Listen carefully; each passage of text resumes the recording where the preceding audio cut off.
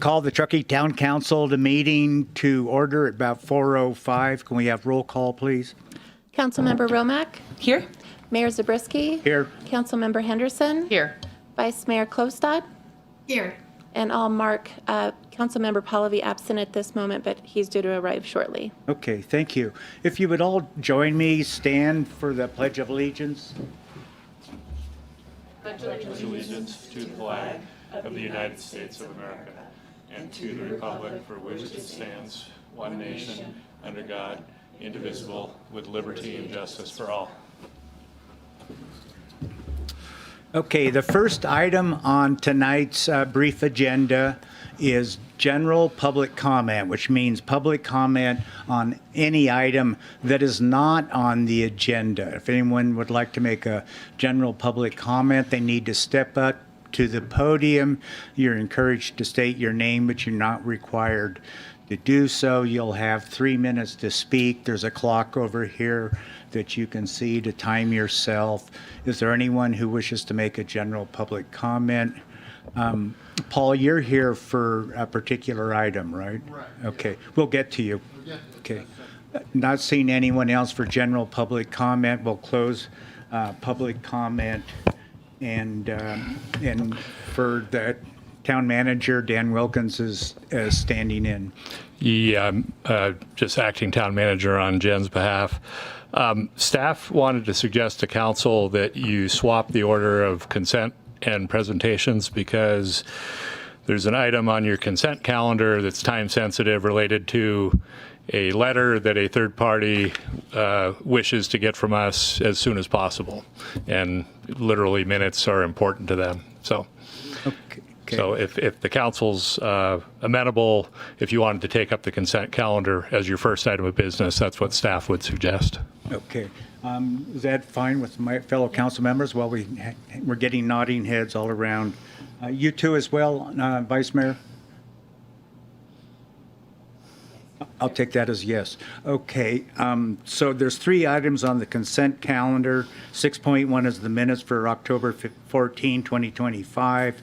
6.2 is the update to the Town of Truckee public improvements and engineering standards. 6.3 is a letter of support for Crow's Nest Ranch application to the California Department of Healthcare Services, the Bond Behavioral Health Continuum Infrastructure Program grant.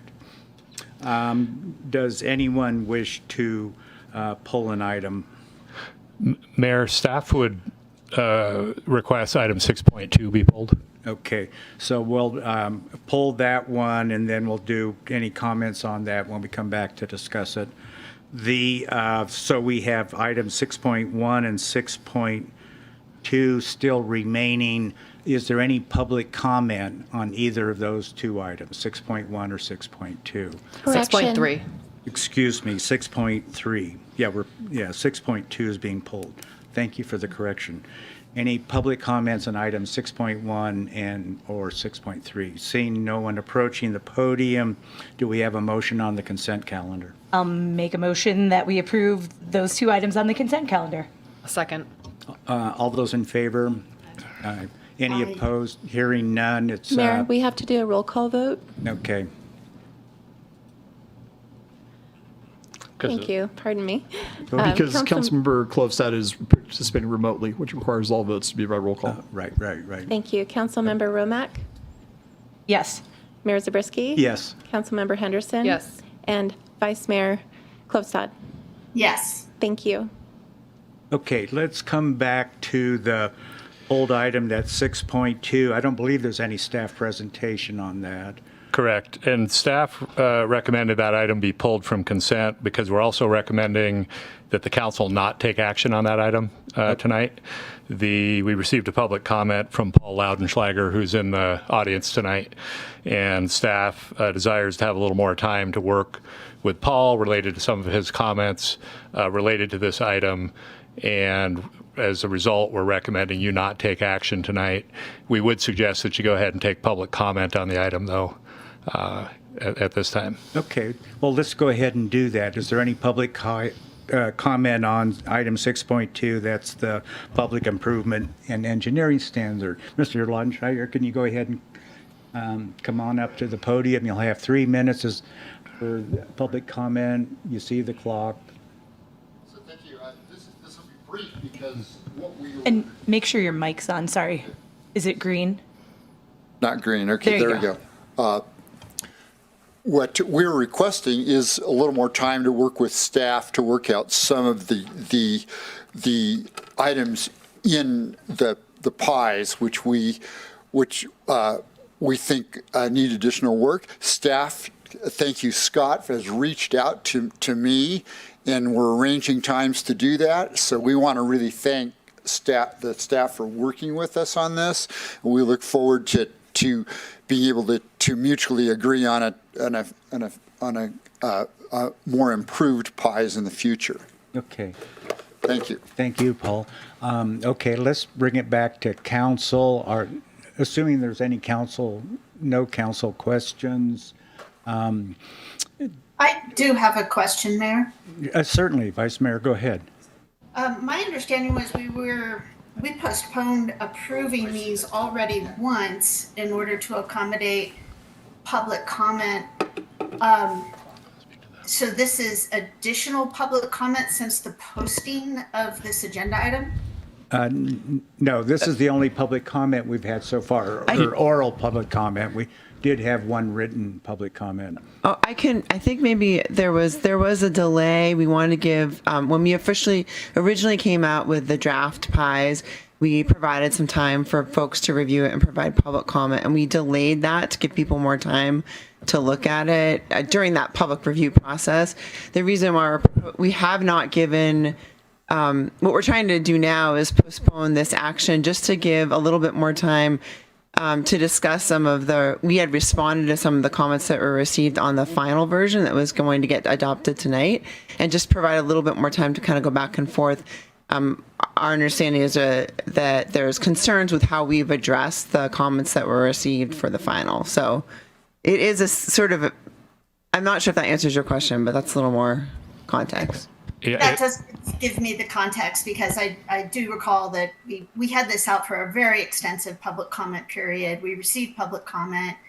You guys were going to approve it in the summer, and we extended that in order to continue the review and the addressing of the comments. So this is yet another extension of that. And I appreciate staff's patience in being willing to make sure we get this right. I would really encourage the public commenters to make sure that this is the conclusion of this, because it is important that we get these approved so that they can go into action.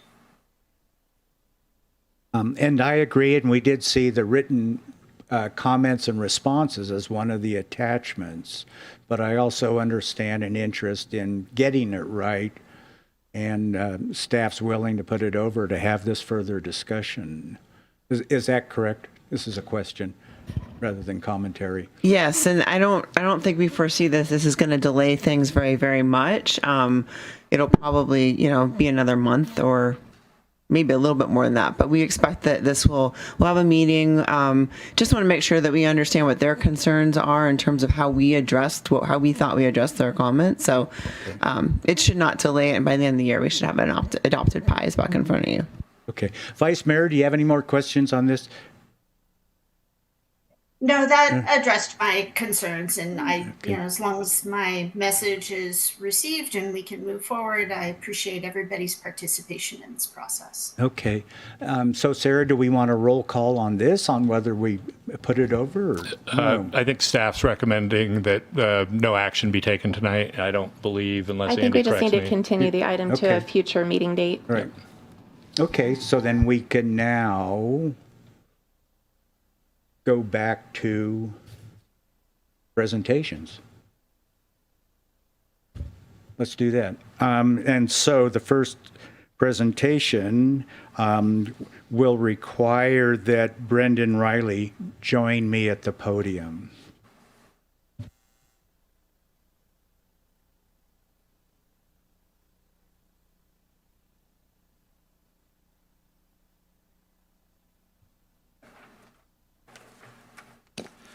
Okay, this is a proclamation to honor Brendan Riley.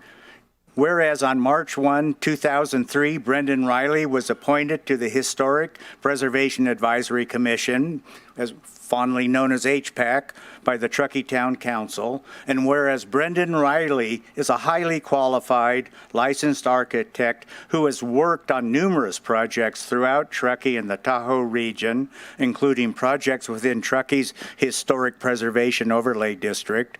And whereas, as a Historic Preservation Advisory Commissioner, Brendan provided exceptional design insight. He demonstrated great understanding of preservation goals versus economic and aesthetic viability. And whereas Brendan consistently provided complex analyses of projects, both large and small, was always prepared for HPAC meetings. That's a tall standard. And his extensive knowledge of the historic preservation regulations and guidelines, building codes, structural details, and construction methods were an asset during his time on HPAC. And now, therefore, be it proclaimed by the mayor of the town of Truckee, with gratitude and appreciation to Brendan for his 22 years of service on the Historic Preservation Advisory Commission, and health and happiness for his future, and maybe a future role as a historian emeritus for the Historic Preservation Advisory Commission and the larger community, which I just added. That's not written here. I do declare or proclaim how wonderful it is to have had Brendan Riley's service over these last 22 years. He's greatly appreciated. Thank you, Brendan. Can you say a couple words? Sure. Thank you, Mayor. Thank you, Council. 22 years is a long time. I mean, anyone's life. I've got to say, it's always been my dream to, make an impact in Truckee's Historic Preservation District and Truckee at large. And I am so appreciative to have this acknowledgement, and I'm really pleased to open my seat for a great replacement. So we'll go from a Brendan to a Brandon, I hope. And so thank you so much. And I did give you the plaque, I forgot. Do I get this too? That one's mine. Okay. This one's yours. Great. And you have to stand for a picture. Okay. 22 years, Brandon. This is.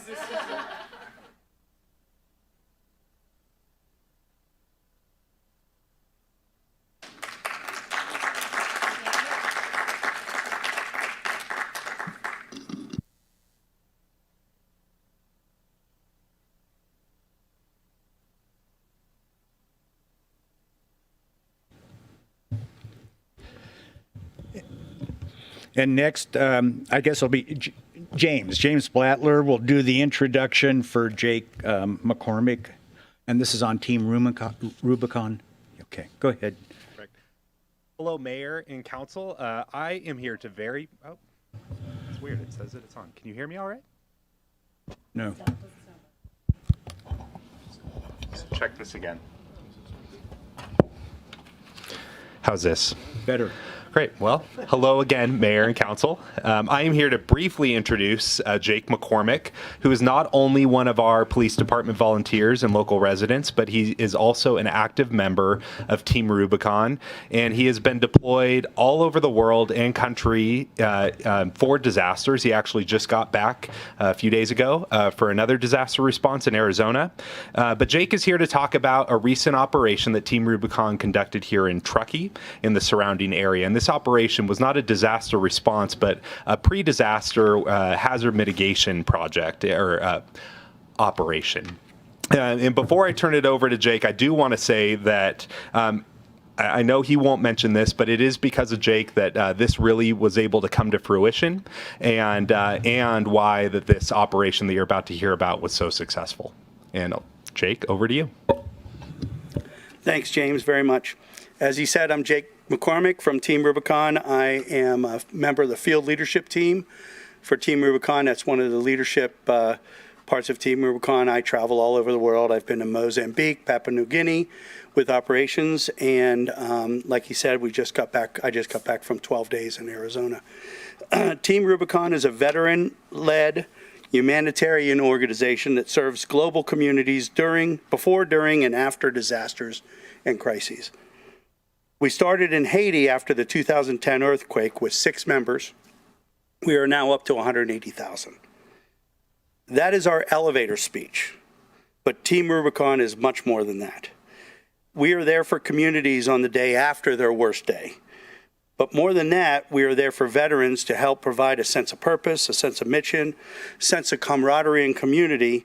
Many vets are missing after serving, after 20 years of war. I just returned from the flash flood in Globe, Arizona. We have an operation alongside Maricopa County Office of Emergency Services in Tempe right now. We have 2 operations ongoing in Alaska after the flooding there. We have teams doing donation management, and we're now sending teams out into the actual communities to help muck out homes, do roof tarping, things like that, to kind of help those folks that have really, really been affected. And I just finished a mission planning team meeting on Jamaica. We'll be sending a medical team into Jamaica. We already have the recon team in Chicago, gearing up, ready to fly there as soon as it's safe to do so. But now we have a new mission, helping to try to mitigate the effects of disasters, fires, and floods before they happen, which is what Operation Hastings Folly in Truckee was all about. Our team of command staff served 32 unique volunteers from all over California, Nevada, Oregon. They came over 9 days, usually about 15 or 20 at a time, and we're able to help about 15 homeowners in the Truckee area with about 1,200 hours worked, around 14,000 cubic feet of debris removed for folks. And these folks are either elderly or physically challenged or financially challenged, and sometimes even all 3 were affecting these folks. And we help them with fire prevention and defensible space work. Fire and flood mitigation efforts are a relatively new mission for Team Rubicon, but we have taken this on with enthusiasm. As disasters seem to be getting worse and more frequent, we feel that we can help try to mitigate the effects of them before they happen. So we want to thank Nevada County Connecting Point and the Truckee Fire Protection District for requesting our help in the first place. And thank you to the town of Truckee, the Truckee Office of Emergency Services, Truckee Donner Parks and Rec, and for helping us make this operation happen. And thank you to the restaurants and grocery stores who stood up and helped feed our volunteers, a lot of them at no cost. In disasters, when a disaster happens, we don't go out and ask for donations, but a mitigation op, we do.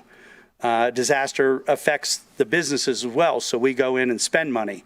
But in a mitigation, we went around and asked, and we got a big response. 7 out of 9 meals were provided at no cost, including one of our Truckee police officers provided barbecue at no cost one night.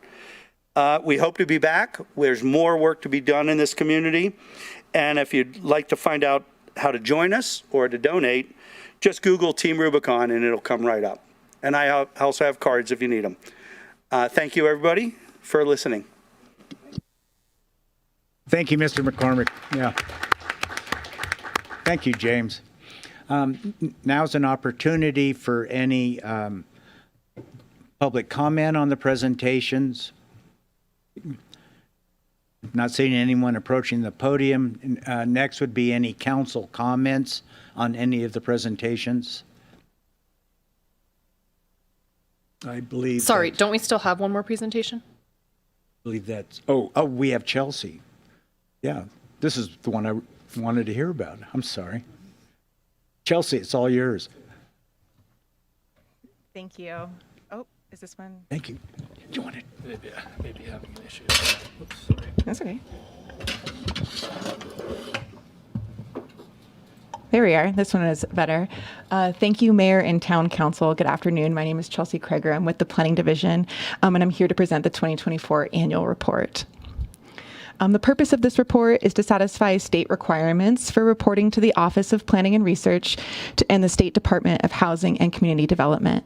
It also serves to keep track of progress of general plan implementation, including the housing element, to inform the community and to inform decision makers such as yourselves.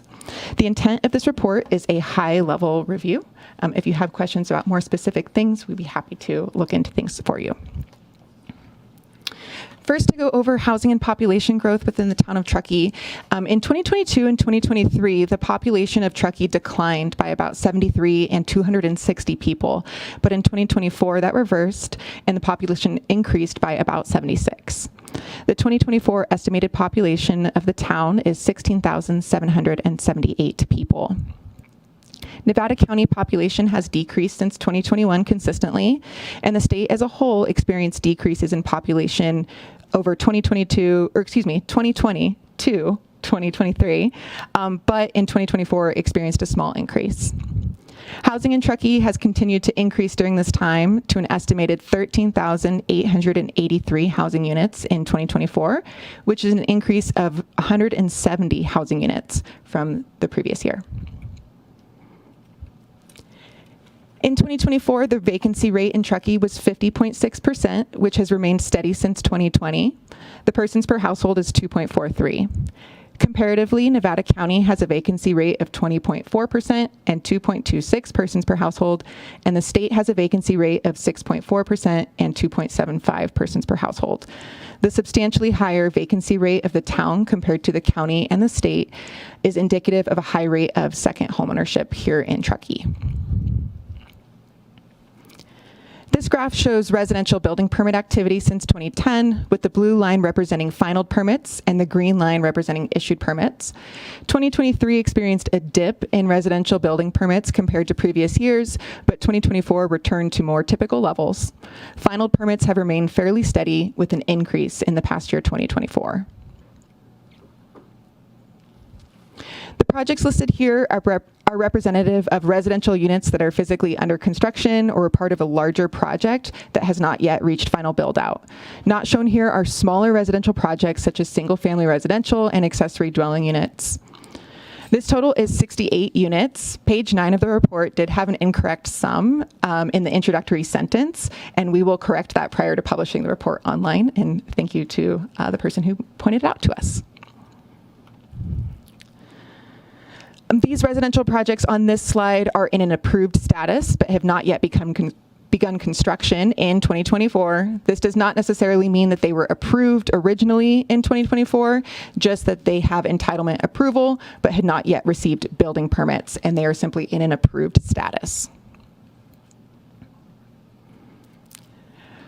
Residential build-out is defined as the development of land to its full potential or theoretical capacity under its land use designations. The 2040 General Plan estimates that the residential build-out for Truckee is 19,318 dwelling units, which could theoretically accommodate up to 49,000 or a little over individual persons. It should be noted that the actual projected population for the year 2040, as noted in the 2040 General Plan, is 20,100 individual persons. That's a substantial difference. The general plan build out of about 49,000 is intended to illustrate the capacity if every single property were developed and occupied to its very maximum capacity. The projected population of approximately 20,000 is what is anticipated to actually occur. This slide shows some significant non-residential projects that were under construction during 2024. Not noted on this slide, but in the report, is that 2 projects, Tahoe Donner Downhole Ski Lodge and Truckee Tahoe Lumber, also include some demolition. The net total of non-residential floor area under construction in the year 2024 was 102,330 square feet. Similar to the list of residential approved projects, the projects listed on this slide are not necessarily projects that were granted approvals in 2024, but instead projects that have approved and valid entitlements, but had not yet had issued building permits. There's no proposed demolition to note with these projects. The 2040 general plan estimates the non-residential build-out for the town would be 4.13 million square feet. The town is currently at approximately 65.2% of this number. Upon completion of all non-residential floor space that's currently either under construction or approved, the town would be at approximately 69.6% of that non-residential build-out. The 2040 general plan was formally adopted in May of 2023, which is a large process. The next portion of this presentation will summarize some of the efforts that are going towards implementation of that general plan. So Town Council adopted the 2019 to 2027 housing element in 2019 to ensure that the housing needs of all segments of the community can be met. Some of the programs and projects associated with this in 2024 include the town's ADU program, first-time home buyers down payment assistance, the Lease to Locals program, the Rooted Renters program, homegrown housing, and the Truckee Home Access program. Some quick facts about some of those programs. There were 51 ADU building permit applications in 2024, 51. The Lease to Locals program has helped to convert 209 residences to long-term rentals in total, which has housed 507 Truckee residents as of December of 2024. The THAP program has helped to house 59 people and deed restricted 23 homes. As a part of the 2040 general plan update, a climate action plan was added to the general plan, showing the town's commitment to a more sustainable future.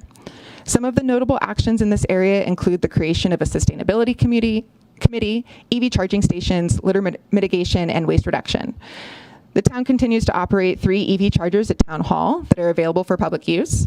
In addition, there are 6 EV chargers available within public parking lots in downtown Truckee in the rail yard master plan area. Further, the town operates 9 EV chargers to support the transition to an electric municipal fleet. The town continues to examine land use closely to make improvements to housing, economic development, sustainable mobility, and quality of life. In 2024, the town collaborated with Nevada County, Friends of Truckee Library, and a consultant team to explore options for library design and funding, preparation of a request for proposals, and regional partnership opportunities. The town also continues to regularly update the development code to implement general plan policies, community goals, and state law. The town works to diversify transit opportunities to make travel more convenient and sustainable. This includes expanding pedestrian and bicycle infrastructure, bike share programs, evaluating vehicle miles traveled for specific projects, and transit service expansion. For instance, in 2024, the town, with support from Nevada County Transportation Commission, completed the Truckee Short Range Transit Development Plan. Through detailed analysis conducted as a part of this plan, a preferred scenario was identified, which is rooted in the continuation of TART Connect. The continuation of TART Connect, including the establishment of a new revenue source, Measure E, which was approved by 61% of voters. The town works to maintain its culture while also experiencing growth. In 2024, the town began the Dark Sky Outdoor Lighting Rebate Program, and so far 207 light fixtures have been updated as a part of this program. Additionally, an awareness campaign centered around dark skies began in summer of 2024, which included the inaugural photo competition.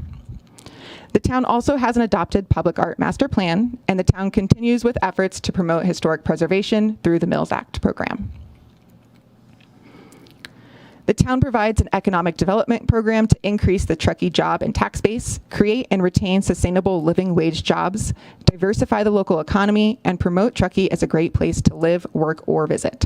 The town also partners with the Truckee Chamber of Commerce and has a new business program on the town's website. The town continues to explore ways to make Truckee a safer place to live, work, and visit. The EOC continues to be prepared to support town-related emergencies. The town partnered with Nevada County Office of Emergency Services to update the hazard mitigation plan, which was approved by FEMA in late 2024. The town also continues to work with CAL FIRE and the State Board of Forestry to better define subdivisions with less than 2 egress routes and look at potential egress routes, fuels management, roadway designs in an effort to improve evacuation routes.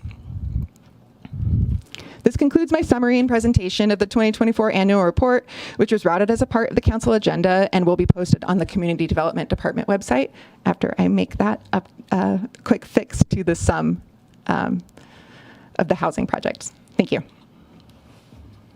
Thank you, Chelsea. Now is an opportunity for any public comment on any of the three items that were part of the presentation. So that would be the proclamation for Brendan Riley, the recognition of Mr. McCormick and Rubicon, and finally the community development report. Councilmember Pallavi, do you have any? Well, actually, I don't see anyone approaching the podium. So, Councilmember Pallavi, do you have any comments or questions? Brendan is no longer here, but maybe he's listening somewhere. Just wanted to say congratulations and thank you for your service, Brendan. 22 years on HPAC is a really long time. Thank you, Team Rubicon, as well. Wonderful job, and good job on the planning report. All from me. Councilmember Henderson. Yep, absolutely reiterate everything Councilmember Pallavi said. Thank you to everyone for service in so many ways. On the development annual report, a wonderful report. I would love to get the slides, actually. It was really great. Can you, I think the ADU program, you said 51 ADU building permits. Were those that were submitted in 2024? Yes, those were submitted in 2024. Do we know how many were approved and or built? I could probably get those numbers for you. Okay, that'd be great if it's not going to take a lot of time. For lease to locals, just tell me how many units you said for that one as well. I think I heard 507 residents. I just didn't capture the unit.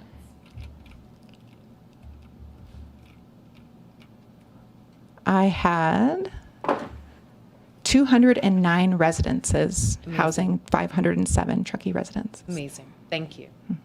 Okay. Councilmember Romack. Yeah, thanks to Brendan for his 22 years of service. Jake, thanks to Team Rubicon. And I wanted to highlight, that's great. You guys are looking at pre-disasters now too and working on mitigation. I know that's been a goal the council has discussed, so appreciate your dedication to the community and working on that. And then Chelsea and team, this is great. This is one of those items comes to us and probably not a lot of people read it on our agenda, but I think it's got such great statistics on the amazing work we're doing around housing and everything else in our community. So wherever we can put it out and showcase it to folks, I think would be great. Great work. Vice Mayor Klofstad. Thank you. Yeah, I agree with my fellow council members. In particular, I'm also very interested in seeing this report sent far and wide. It's got some really great statistics that, both support and counter a lot of the community concerns expressed about our building and development process. So this is really fantastic to have all the data. Again, thank you so much for that. I agree with all my council members, so I would echo all of their comments. I have one question.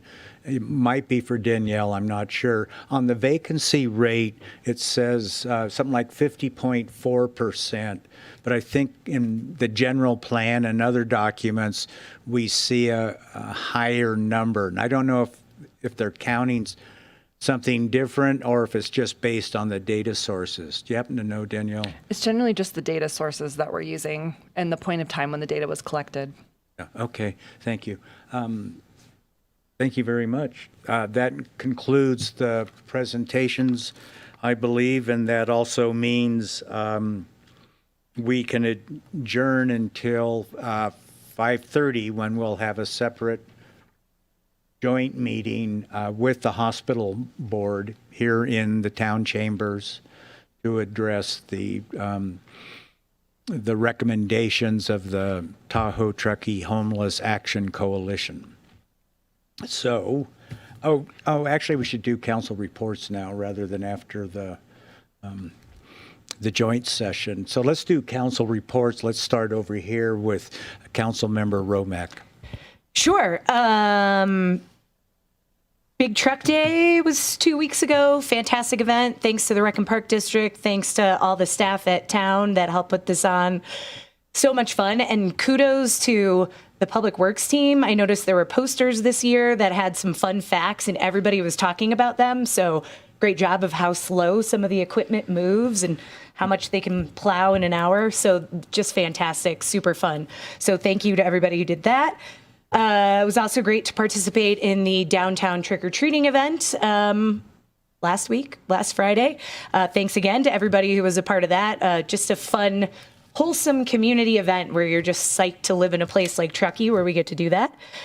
Shout out to the U6, Team 6 soccer team that I coached this year. We finished our season on Saturday. 5-year-olds have a lot of energy and they're really hard to coach. So kudos to anyone who coaches any sort of sport out there.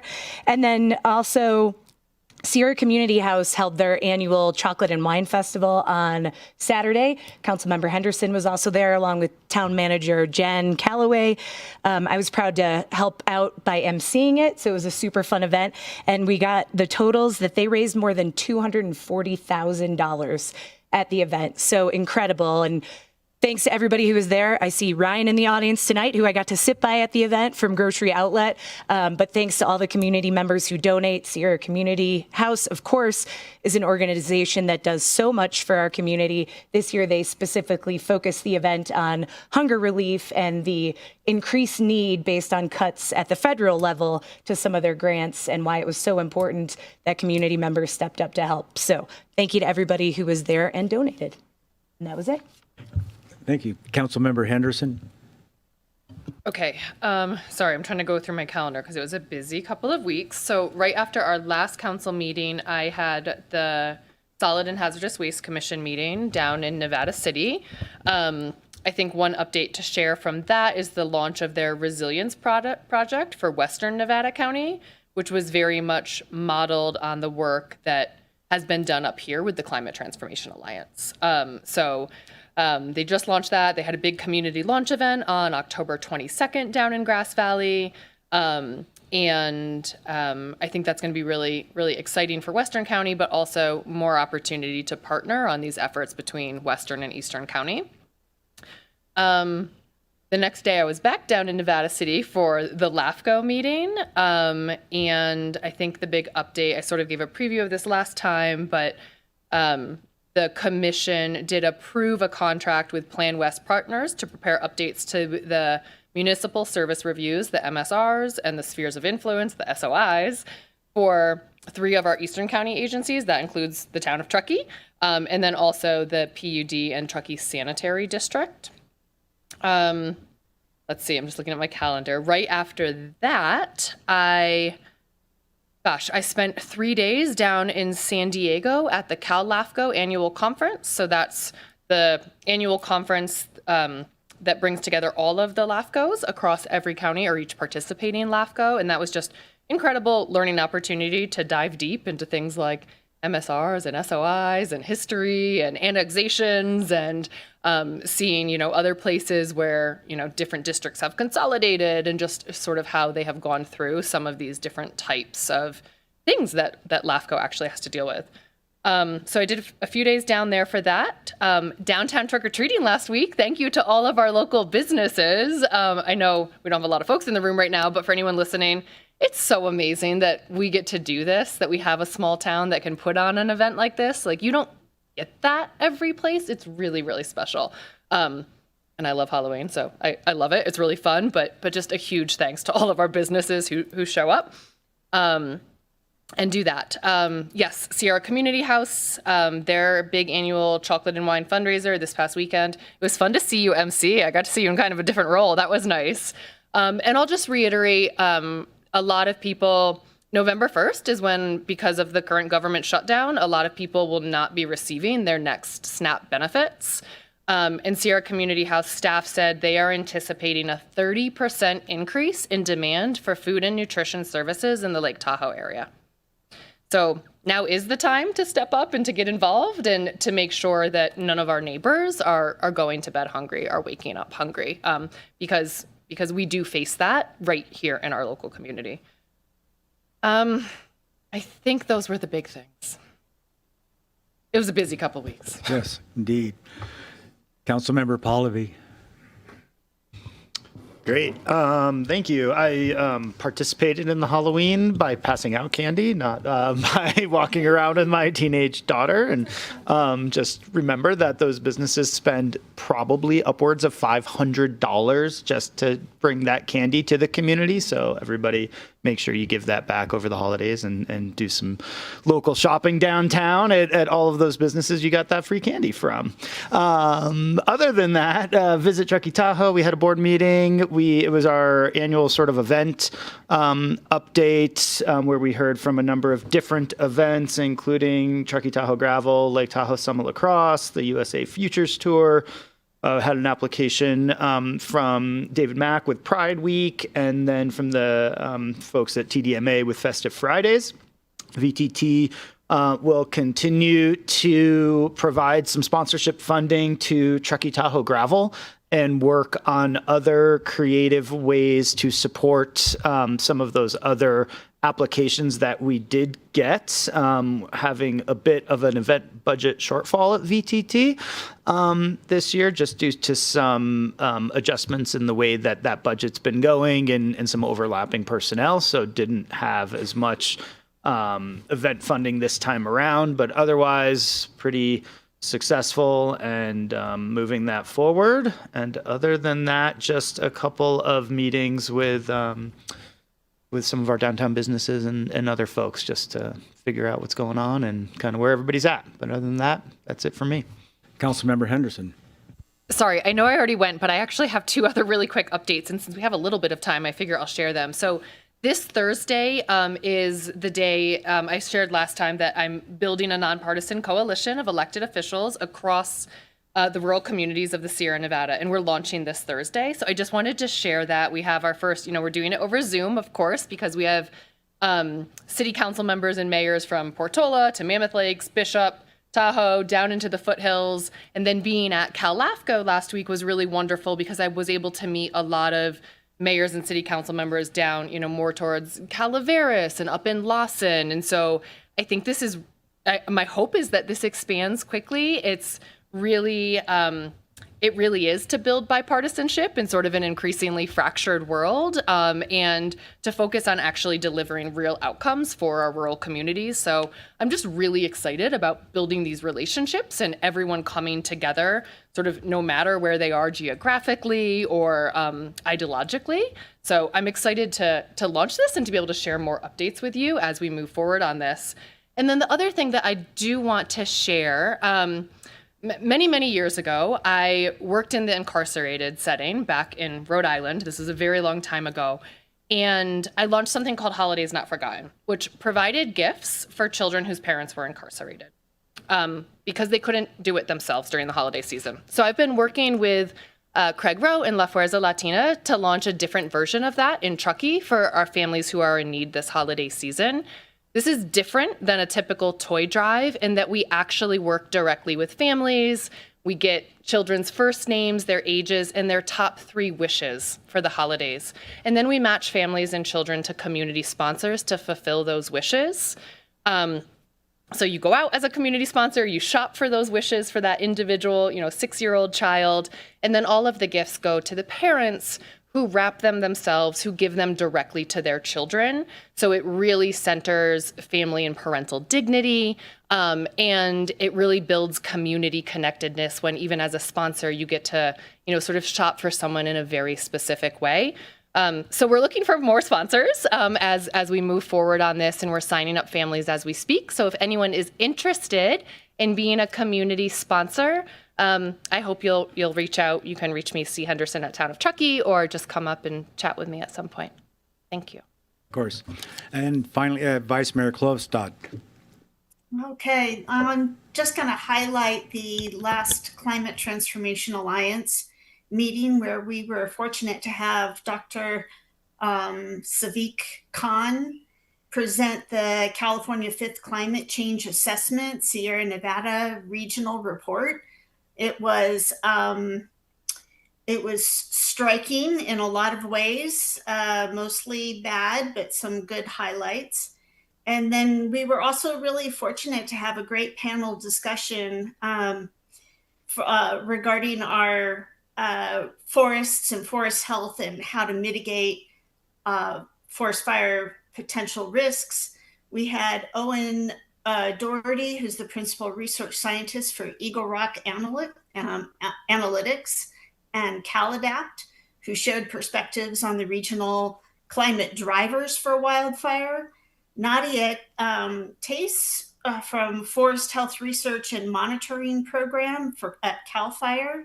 And then, of course, our local Eric Hornvelt, who presented on some really striking high-level views of different treated areas and how they responded to intense fires.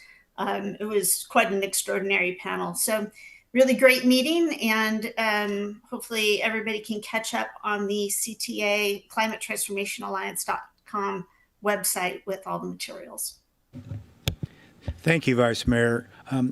I participated in the Del Bay Yuma Way Park dedication. Herman Fillmore from the Washoe Tribe also made a presentation, which was excellent. We may get a chance to see him here at a council meeting in the future. Also attended the Mayor Manager's Breakfast, which this month was held at the Donner Lake Kitchen. Did a radio interview on the Homeless Action Coalition's recommendations that we're going to hear later this evening. Did that along with County Supervisor Bullock, hospital districts, Ted Owens, and Cindy Basso of the Fellowship of Compassion. And then attended Good Morning Truckee, a homeless ICT Zoom meeting, and then finally a homeless community meeting that was held at Mountain Brew last night to discuss the proposed navigation center out on Deerfield behind the Chevron station. Okay, so those are the council reports. We now can adjourn. It's 4:52. We can adjourn until 5:30 when we'll have a separate joint council meeting with the hospital district board. It's adjourned.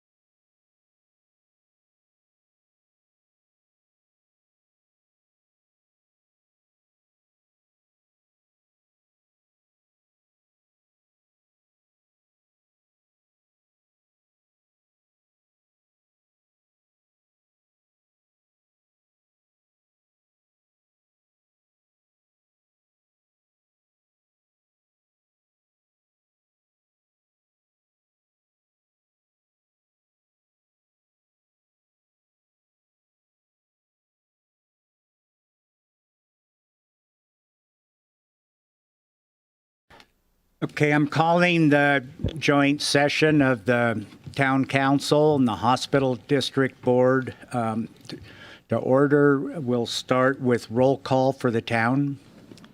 Thank you, Mayor. Councilmember Romack?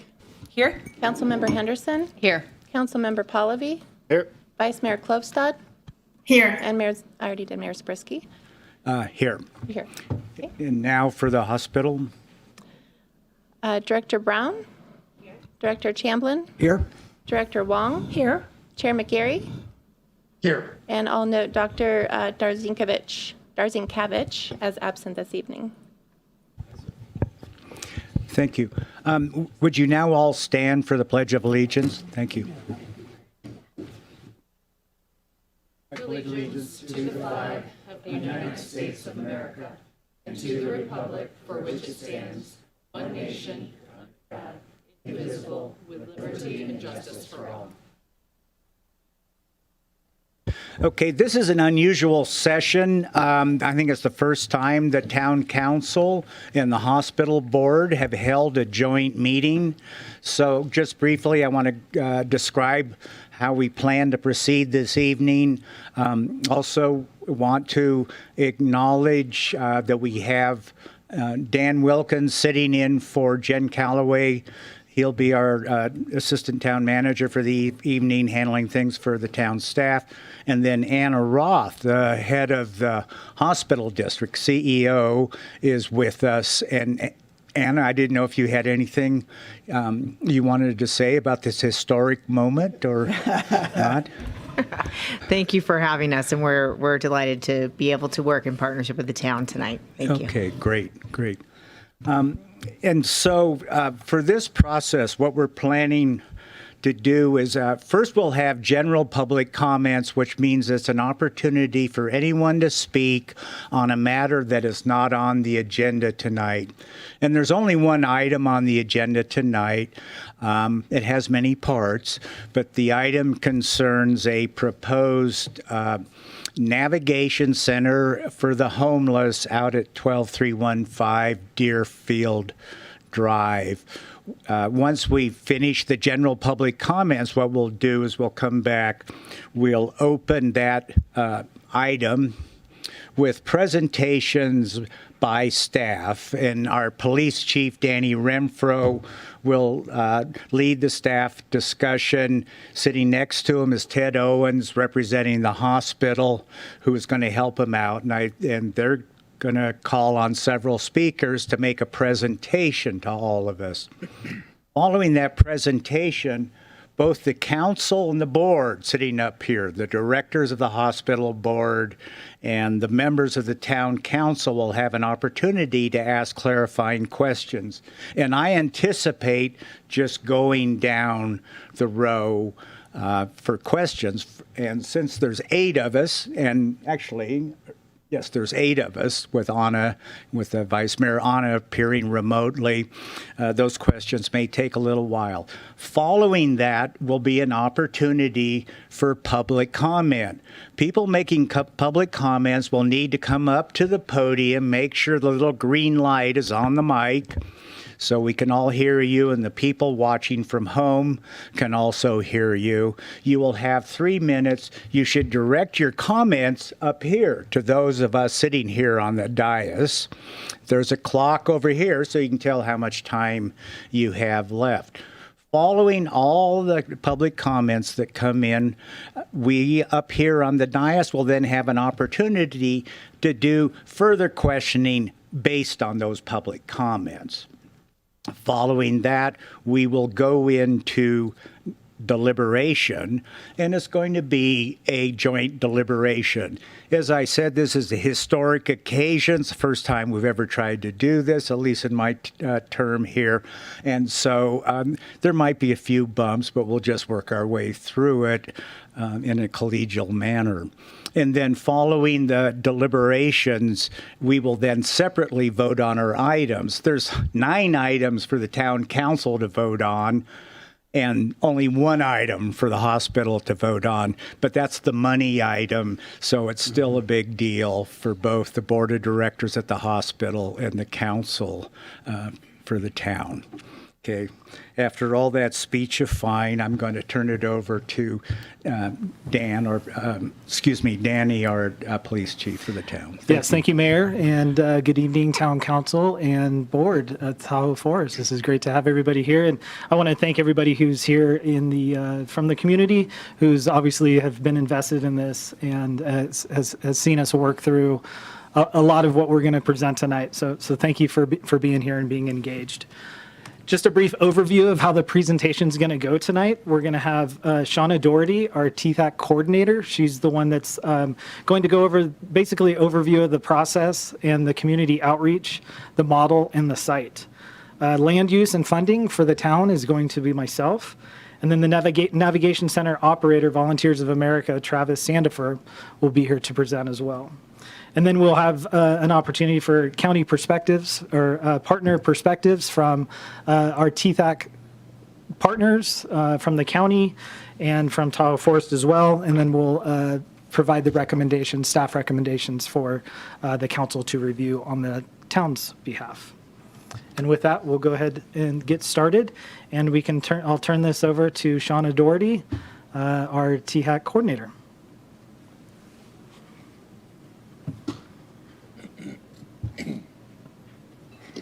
Thanks, Danny. Good evening, Town Council and directors of Tahoe Forest Hospital District. My name is Shauna Doherty, and I have the honor of serving the coalition as the coalition chair. Before you, I think many of you know this already, there's 11 members who have come together to move this work forward, and we have 3 co-chairs. Go to the next slide. The first order of business for the Tahoe Truckee Homeless Action Coalition, and in its first phases, there were 2 phases. As you remember, the first phase was focused on planning. We did that for 18 months, and the result was the action plan that you've all reviewed and approved. And our next phase that we're in, we relabeled ourselves to reflect the action. And the second phase of work is the Tahoe Truckee Homeless Action Coalition. Many of the same members are involved, and we're focused on action. On the screen before you are the 4 focus areas of the action plan.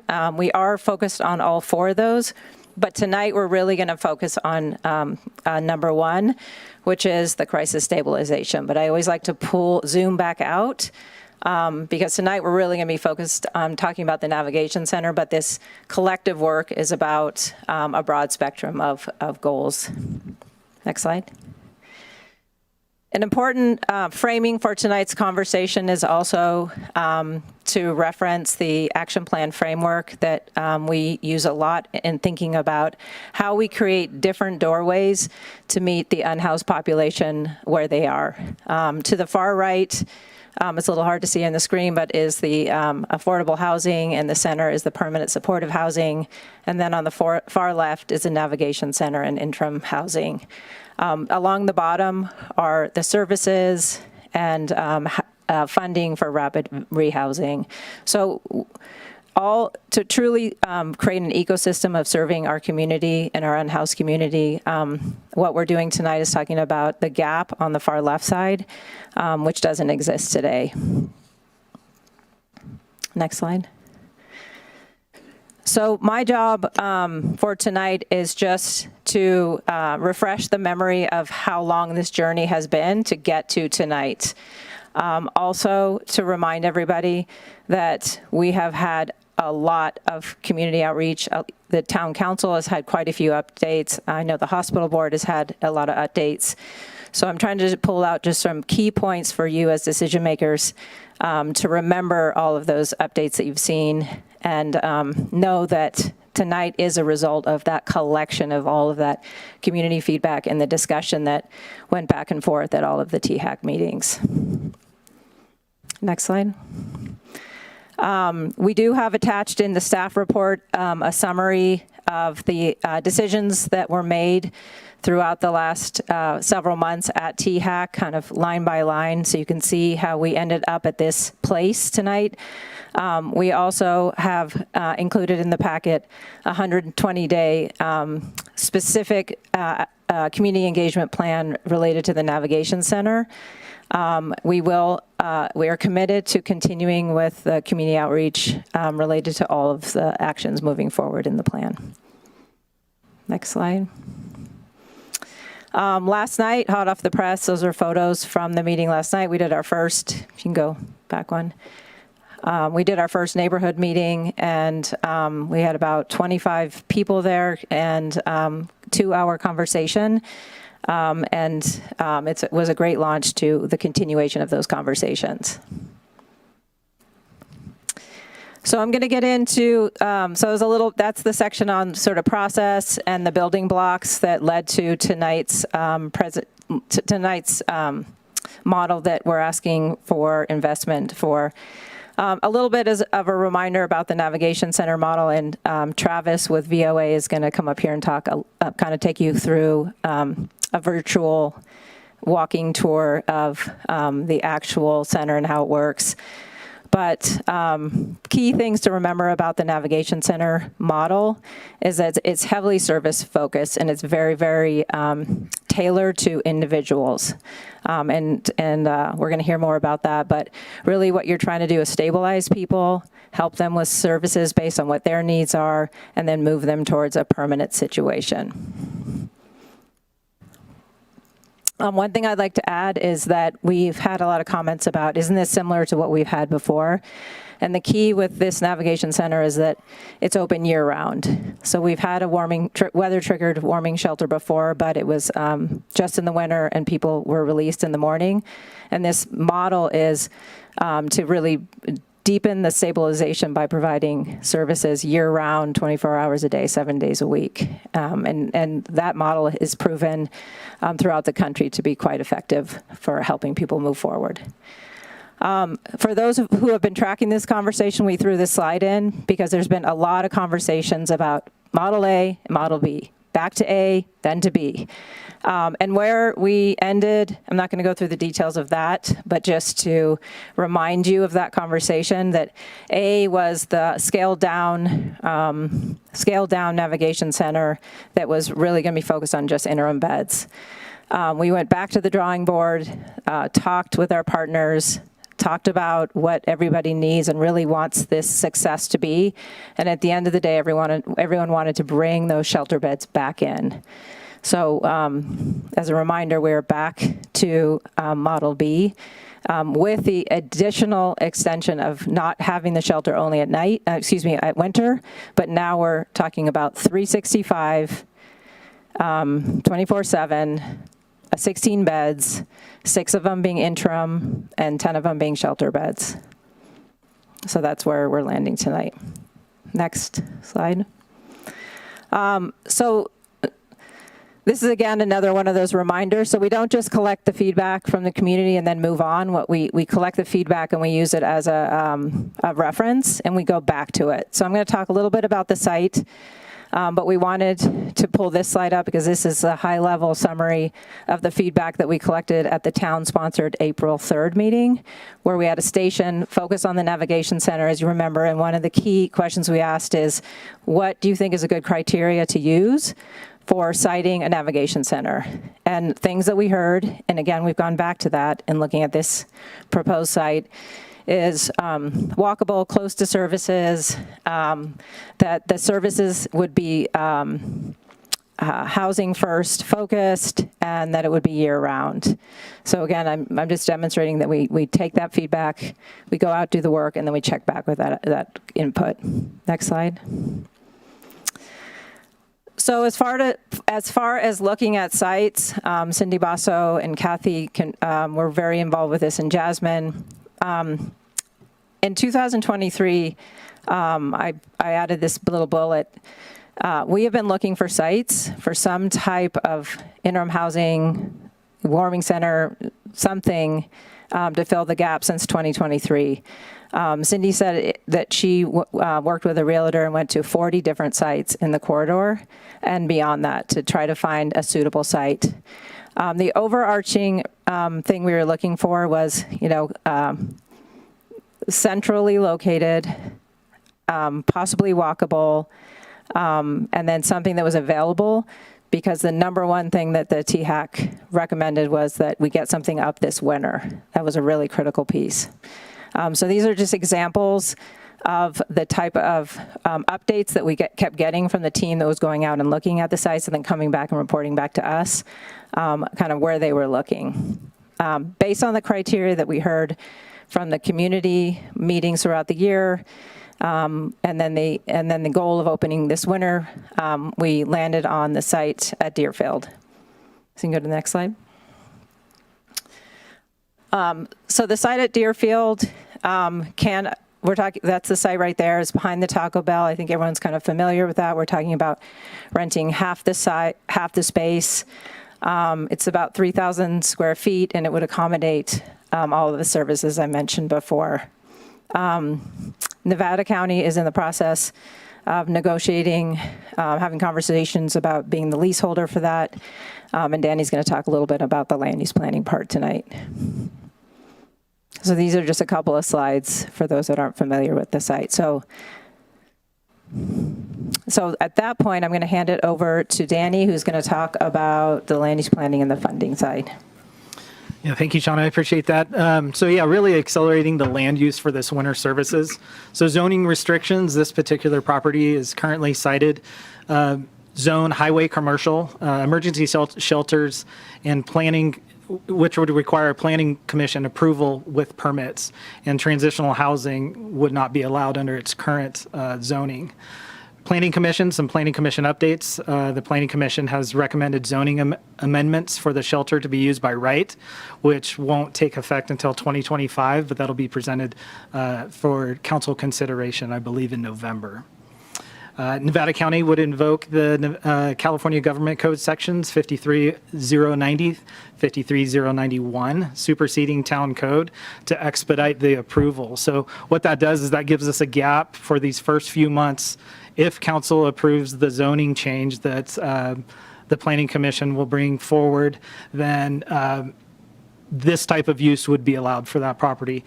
For the county to invoke this code gives THAC the ability to work, have a few months ahead of time in order to work to get this facility up and ready for January 1st, ideally.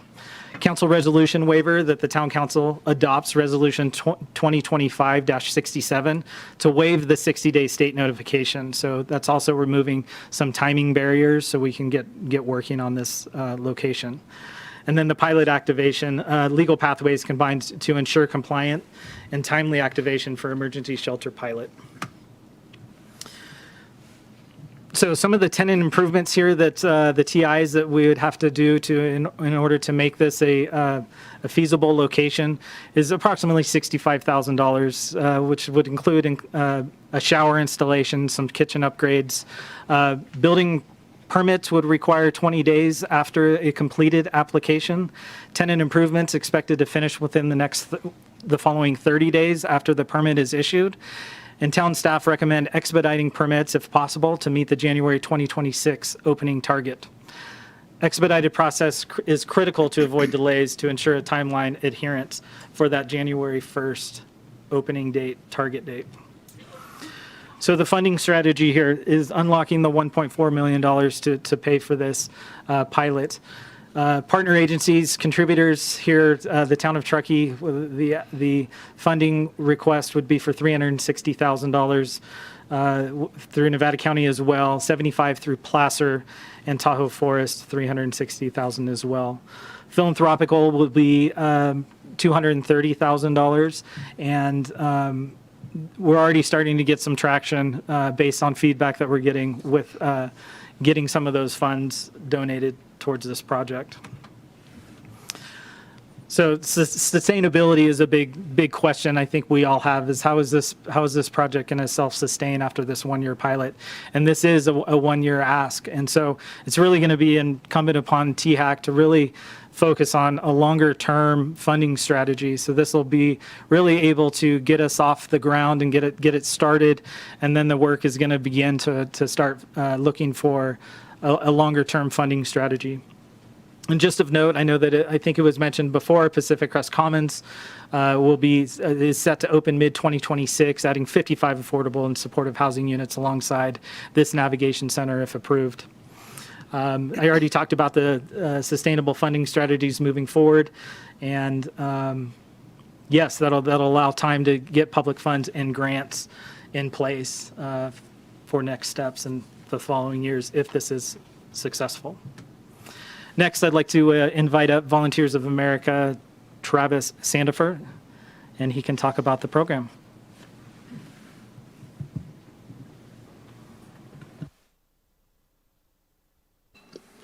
Good evening. Thank you for having me. Travis Sandifer, Volunteers of America, Regional Vice President. I'm based down the hill out of Reno, Nevada. This has been an extraordinary process. I've been in communication with the THAC folks for a couple of years now. And watching that process is amazing. And part of that is you are all sitting in the room together and discussing this. I've watched many communities that have either simply given up or they've stopped talking to each other. And so this is really extraordinary. And I'm excited to have the opportunity to share a little bit more about the specifics of what this navigation center could look like if you choose to move ahead and if Volunteers of America has chosen to move ahead with that. We can move to the next slide. Quick history lesson. I know not everybody loves history as much as I do, but I want to share a little bit about who we are. VOA has been around for over 100 years. We've been in this region since 1911. Our current focus throughout history, we've always been looking to help communities be thriving and healthy, but right now we're facing the crisis of a generation around homelessness and housing, and so much of the work that we do is focused on those spaces, and so our goal is to move people from homelessness to housing with dignity and love along the way. We have the benefit of being a national organization, but with local affiliates. So we have a local board of directors, a local 501c3 with a local leadership team that can respond to an individual community's needs versus that of a national organization.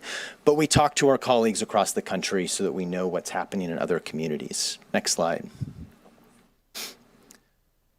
The scope of the challenge is on a whole nother level. I oftentimes tell people, and forgive me because I know this is repetition for some of you, this is not my father's era of homelessness. You see those numbers, you see the scope of what we are facing. And the truth is that housing, as many of you know, especially with the healthcare folks in the room, housing impacts health. And so a paper by the National Bureau of Economic Research that I will hit you with probably every week, and I remind our team of frequently, if you are unhoused, you are 3.5 times more likely to die.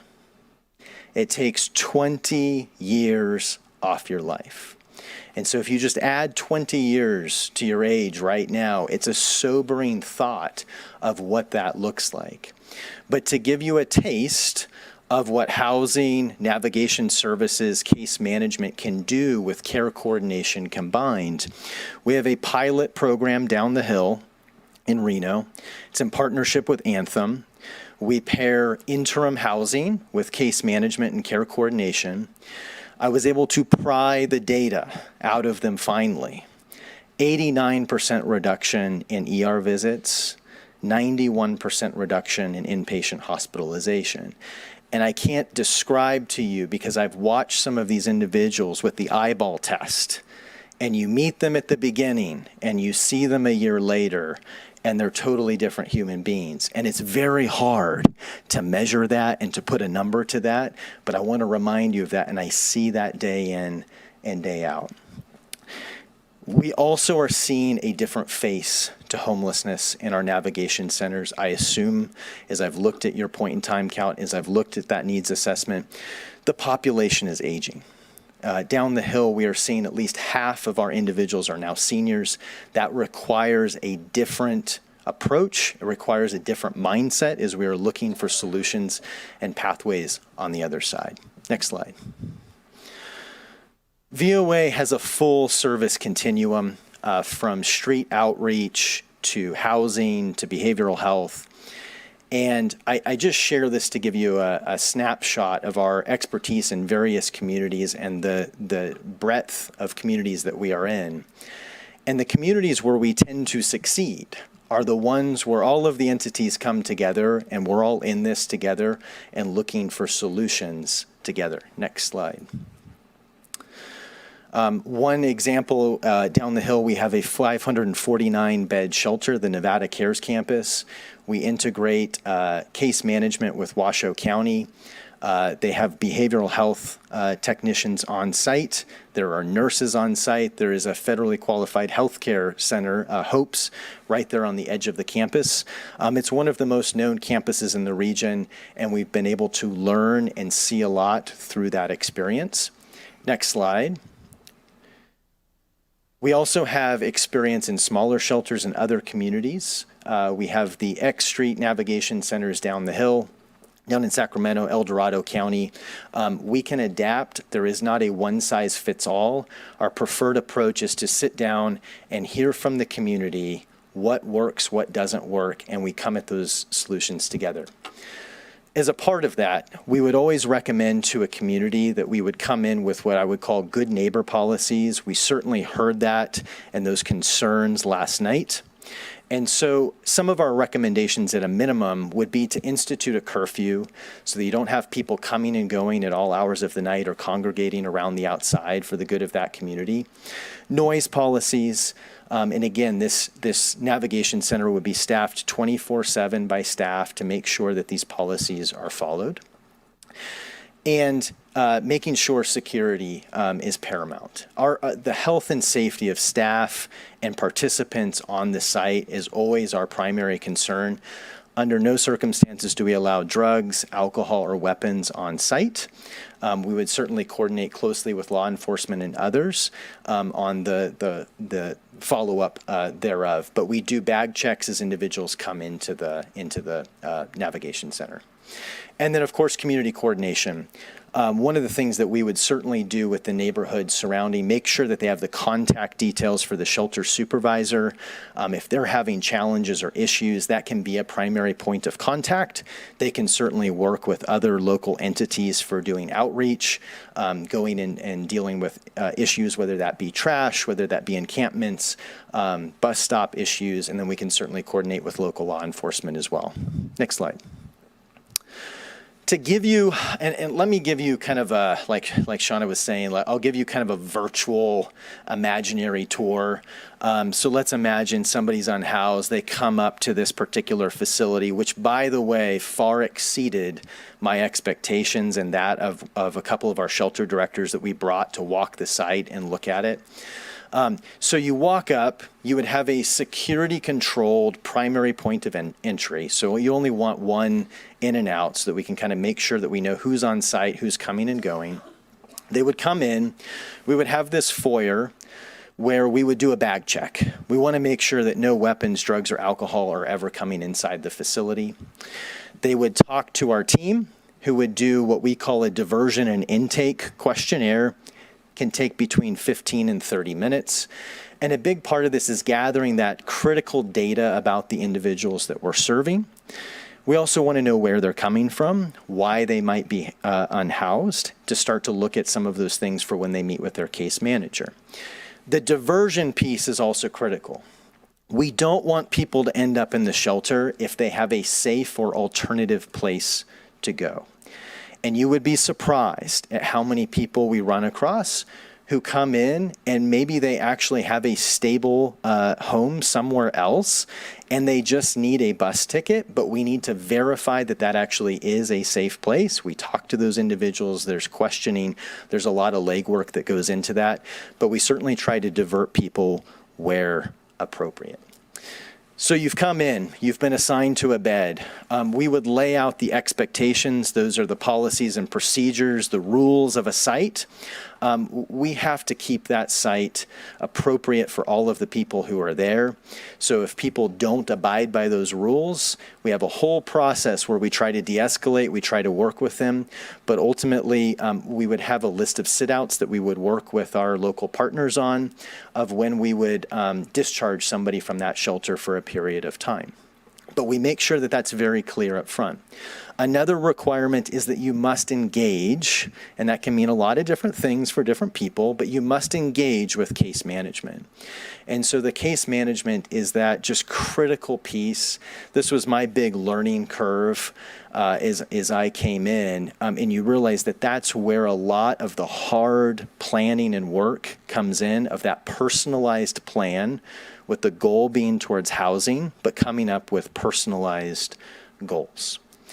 So then, and again, some details to be worked out here, but typically how this would work is as you're working with your case manager, you're making some progress towards those goals, we would want to get you into those interim housing beds. So that would be a step up. These are either those cubbies, which is kind of like a half wall. I don't know if you've seen pictures of these. We could certainly share those with you later. You'd have a little locker in your cubby, a little bit more room, a little bit more privacy. And it's that step towards housing while you're waiting for that next piece. After all of that, we hope that we get you housed from there. And sometimes that journey is short, and sometimes that journey can take a lot longer. Not an exact apples to apples comparison, but I can tell you at our village on Sage Street, which is dormitory style housing, maybe one notch up from that interim housing or cubbies that I'm talking about here, we see the average length of stay being about 10 months. And about 60% of those individuals move on to permanent housing successfully. Next slide. This is just a continuation of some of those services. And again, based on the current scope envisioned by THAC, we would actually continue to provide these services 24/7, 365 days for that 1-year pilot. And we would allow drop-in services even for those who may not have a bed at the shelter. We will work out what those hours look like, but they could potentially engage with the case manager, have access to showers, bathrooms, and then mail. And this sounds like a very simple thing, but having a stable place to get your mail, whether you're waiting for ID, a social security check, that can be really critical. That's actually where I started with Volunteers of America, was down on Record Street in Reno, 2018, and I was passing out mail to our clients, and it changed my life. It was one of the best experiences, and here I am 7 years later on staff. So mail is absolutely critical. We will continue to work with the local community. We want to partner and collaborate with as many entities as possible. We want to bring on those healthcare services, primary care if possible, behavioral health folks on site when possible. So we will work with partners to do those items. And I don't know, Chief, if we're going to do questions now or if we're going to do that collectively. We'll do that after the presentations. Perfect. Great. Thank you so much. Thank you, Travis. Next is some partner perspectives. So I'll turn it over to Ted Owens with the hospital district. Thank you, Chief. And I want to thank all of the electeds for meeting in this historic manner tonight. And there's a reason for that. We are natural partners in this. The chief sitting next to me, law enforcement, as well as some of our very valued staff that are here tonight, can share with you the impact on emergency services in our community. Shelter beds drive healthcare and public safety outcomes, and evidence does suggest that fewer shelter beds end up being an increase in emergency department strain. And we have seen this in the past. This is a difference between us and other locations like, say, Western Nevada County, because we have the snow, because we have the ice, because we have the low temperatures that are not necessarily something that they experience off of the hill. The other thing is patients without safe discharge options often remain in the ER. There's two ways that they approach the emergency department. It can be because, as last year, there's nowhere else to go. And so the waiting room of the ER becomes the de facto shelter. What also happens, though, when there is not a shelter where people can be safe, be warm, and receive services, is that they can actually become emergent and have to be admitted to the emergency department. That can be frostbite, that can be hypothermia. We see more instances of that when we do not have services or do not have a shelter. This is also difficult for Truckee PD because when the police department, our partner, interacts with folks that are unhoused and they need to bring them somewhere, we are the option. And that's hard on them and that's hard on us. And it's not fair to the unhoused.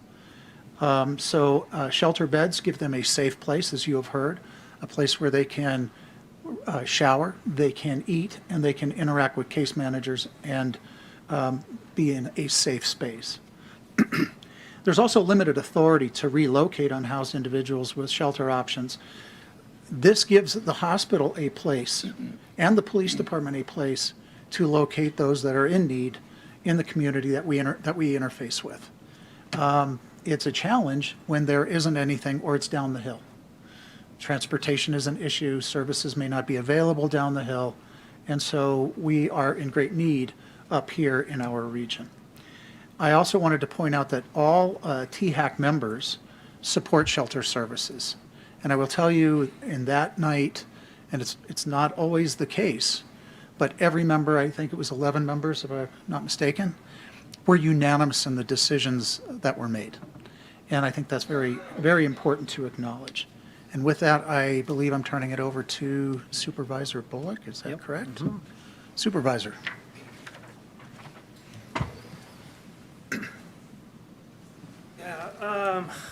Yeah, thank you for being here. Hospital board, town council members, and THAC members and community members.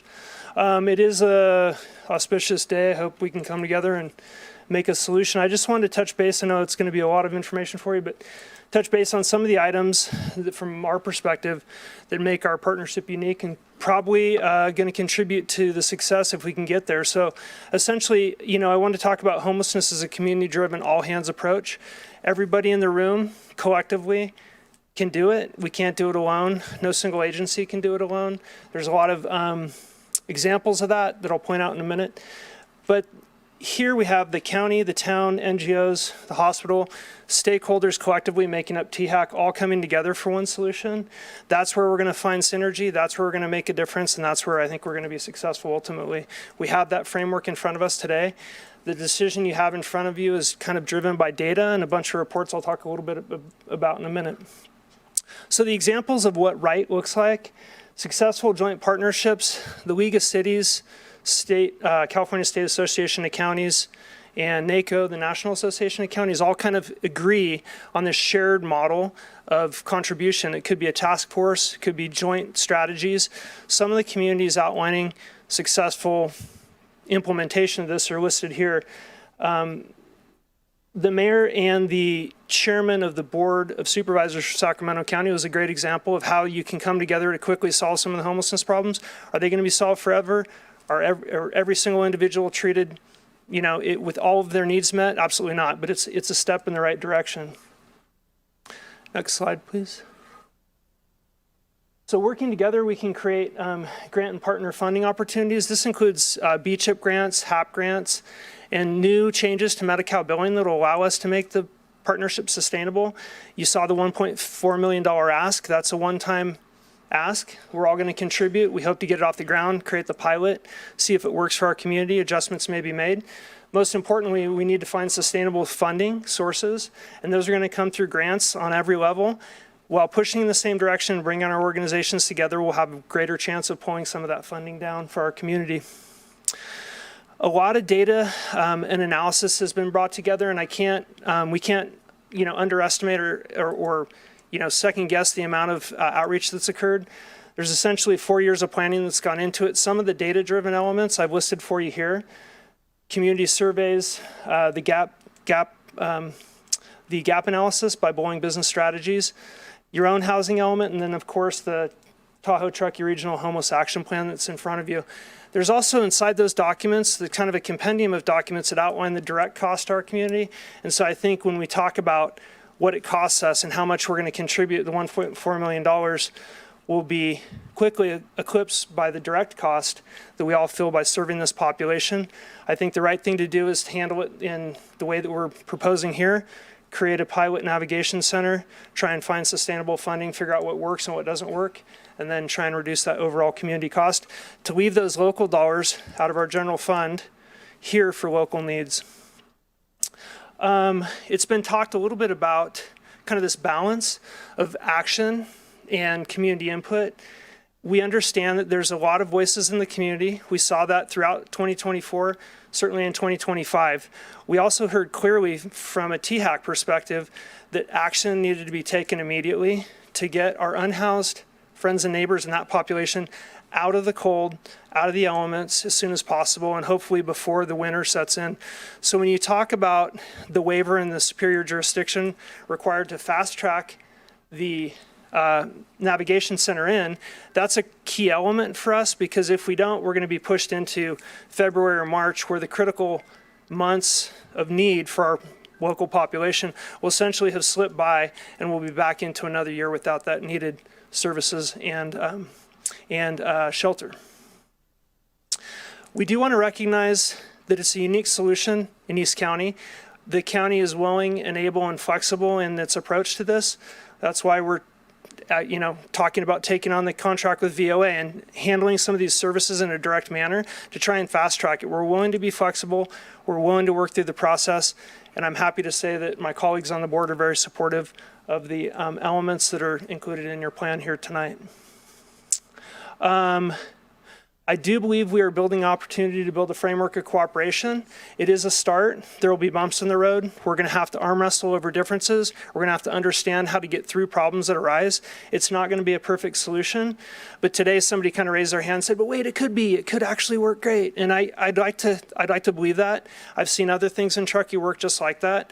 I think we're going to have to be open, but I think the foundation of that success is really in this room tonight with the three organizations and Placer County coming together. You have this unique THAC community-driven arm that has public meetings monthly. Anybody from the public can attend those meetings. Their voice will be heard, their feedback will be integrated, and we can make a community-driven decision to move forward. I also want to make some special thanks to the participants in THAC, Ted Owens, Jen Calloway, Mayor Zabriskie, Cindy Bassa, who's not here tonight, who's done a lot of heavy lifting as a community member, and Chief Renfro. It was great to see each one of those people lobbied and lifted on behalf of their own organization. But ultimately, when we disagreed, we came together in some difficult conversations to end up in front of you tonight. So I just want to say you have some great staff members and community members contributing to the plan you have in front of you, and I'm proud of the work we've done together. Thank you. Thank you, Supervisor Bullock. And want to recognize the county staff that's in the room as well. Phoebe, Ryan, Jasmine, I don't know if I see, yes, maybe, no. Okay, anyways, yeah, they're here to support as well and be able to answer some questions if they do arise.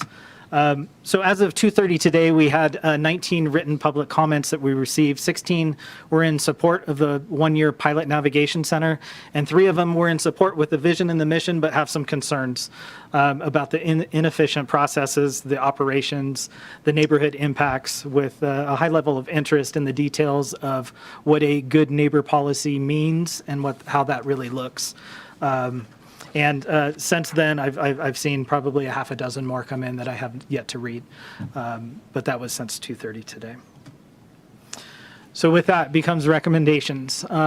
There's a lot here on the town side. There's actually 2 pages here of recommendations, so we can go through each one, and I'll turn it over to you guys to deliberate and to decide on which route we're going to go with. So the first one would be approve that the THAC identified preferred location at 12315 Deerfield Drive, Truckee, for a 1-year pilot center navigation with interim beds and shelter beds is the first one. The second one is THAC's recommendation that Nevada County exercise superior jurisdiction pursuant to Government Code sections 53090, 53091. And Town Council recognizes that no town action is required for Nevada County to take such action. Number 3, adopt Resolution 2025-67, waiving the statutory 60-day notification period related to the Government Code Section 25351, paren B and paren D. Authorize the town manager to execute a contract with Nevada County in the amount not to exceed $360,000 in a one-time funds for a one-year pilot navigation center Model B, providing up to 6 interim beds year-round and up to 10 drop-in shelters beds 24/7 year-round and day services. Located at 12315 Deerfield Drive. Recommendation 2 of 2, authorize a budget adjustment of up to $360,000 from a one-time federal funds remaining from the American Rescue Plan Act to fund the one-year pilot program. Authorize town staff to expedite tenant improvement permit processing if necessary to facilitate a January 2026 target opening. Provide direction and approve the proposed 120-day Navigation Center pilot community engagement and communications plan. Provide direction to THAC to evaluate the success of the pilot after 6 months to determine if the pilot navigation center is a successful service model.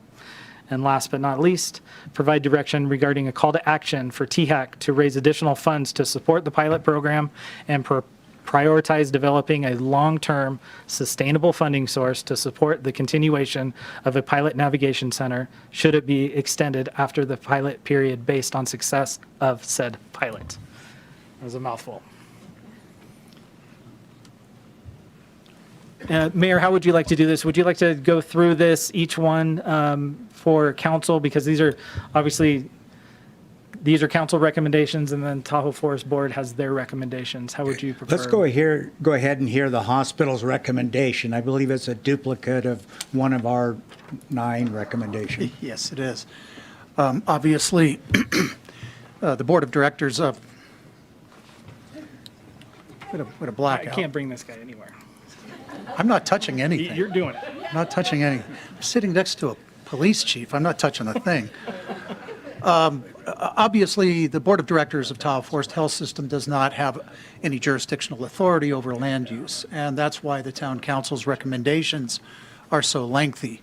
However, the recommendation for the Tahoe Forest members of the Board of Directors, and keep in mind, if we get to making a motion time, the council would make a motion relative to the first set of recommendations, and then a separate call for action would be made of the Board of Directors of the hospital. And that recommendation would be to authorize the president and CEO to execute a contract with Nevada County or a trusted community partner not to exceed $360,000 to support a one-year pilot navigation center to facilitate interim housing for up to 6 individuals year-round and up to 10 shelter beds 24/7 year-round at 12315 Deerfield Drive, Truckee. Thank you, Mayor. I'm going to pass it off to the chairman of the hospital board and then also the pro tem co-chair, Director Alice Wong, for any comments, anything I may have missed that they want to address on behalf of the hospital. Before I do that, I wanted to point out for the order of questioning, it'll start on my far left with Councilmember Pallavi, continue on across the dais, and then remotely we have the board chair for the hospital, Mr. McGarry, and our vice mayor, Anna Klofstad. And when we get to the 2 remote participants, we'll have Anna Klofstad go first, and then last, Chair McGarry, if that is all right with you. I see a nod of head from Chair McGarry. I know how hard it is to participate remotely. You're just such an isolating position to be in. And then the other thing is we have 9 items for the town council. We can break them down into 4. One is site selection, then we have a couple that are zoning related, then the money issue, and then the 4th group are essentially future actions, pretty much assuming the prior items are approved. My inclination, depending on what the hospital and my other council members think, is to allow questioning on any and all of the 9 items in one series, not try to do them piecemeal. I'm getting nods of the head from everyone here present. Okay, let me turn to Chair McGarry. Is there anything you want to add No additional comments other than just gratitude. Really a remarkable presentation that reflects countless hours, if not years of work behind this. So thank you for bringing this forward to us. And again, it can be a disruption being remote like this. So I'll pass it off to Alice, who's representing us locally and has also been very involved in these activities, for any comments. Okay. So, Pro Chair Wong, do you have any on procedural matters? Are we missing anything in terms of moving ahead? No, I think that if we could go ahead with the items that the town council has before us, that would be very helpful. Okay. All right. So, Council Member Pallavi, you are the lucky one. You get to kick it off.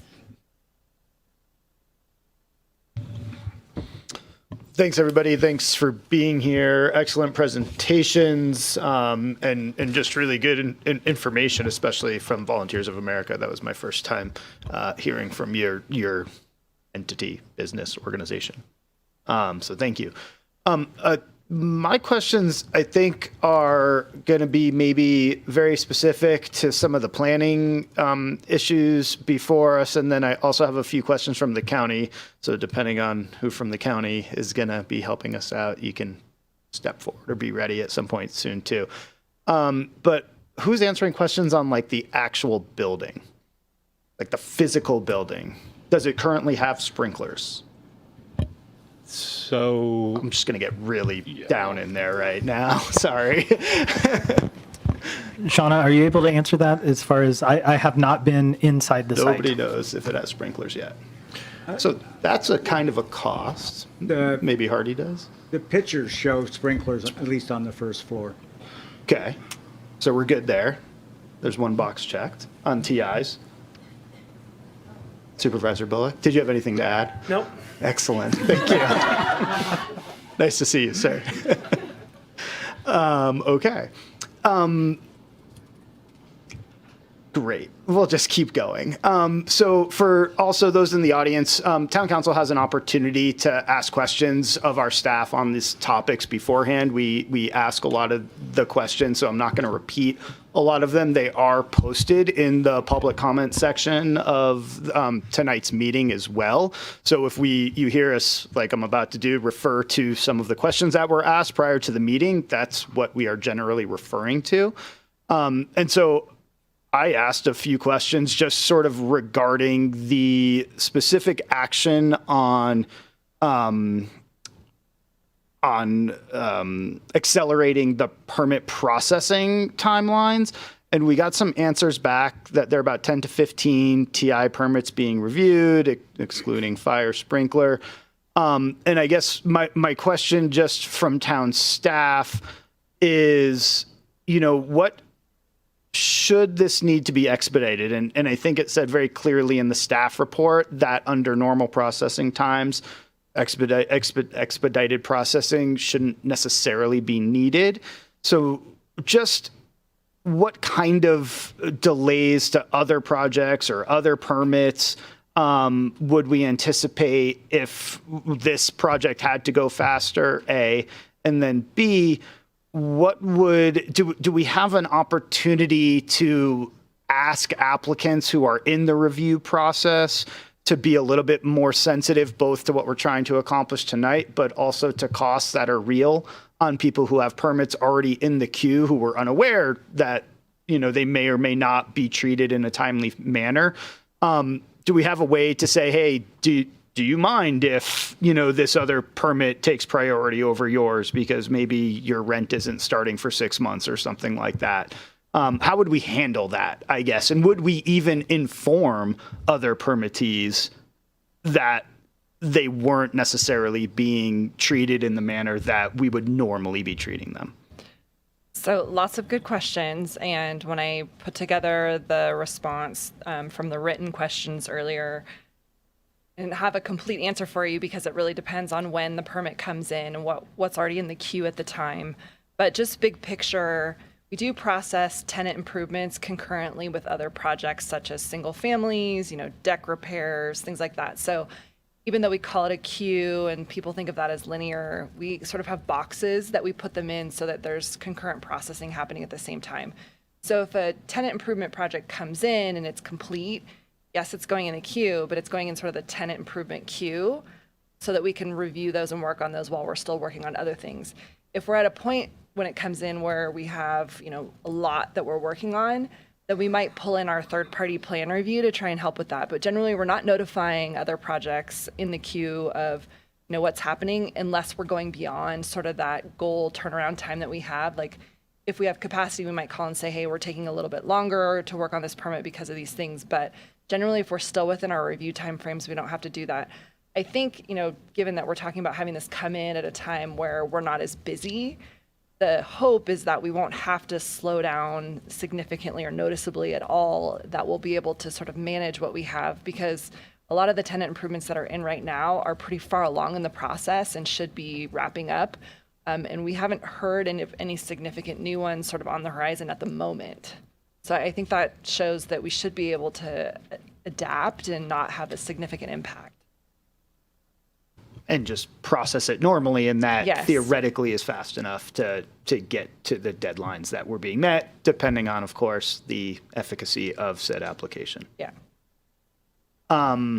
Okay, so is there like a dedicated planner who's going to work on the tenant improvement application? Not a dedicated planner, but like a consultant. Yeah, do we have consultants hired? Are we ready to go? Yeah, and I think Phoebe Bell can answer many of the contract and TI pieces. Hi, Phoebe. Hi. Phoebe Bell, Behavioral Health Director for Nevada County. And we have our facilities department and purchasing department engaged in the early stages of lease negotiations with the owner, and they would be working with the property owner. The property owner is interested in doing the TIs himself, and so we're working with Travis and VOA on what exactly do you need, working with the property owner for bids and plans on what that would look like, and making sure all that fits within the budget and within the program requirements. Awesome. Thank you. Maybe I'll just kick us off with the $1 million question that is on all of our minds, but maybe somebody from the county who wants to handle what happens in year 2. Should everything go swimmingly? What's the long-term strategy, and how do you foresee this playing out?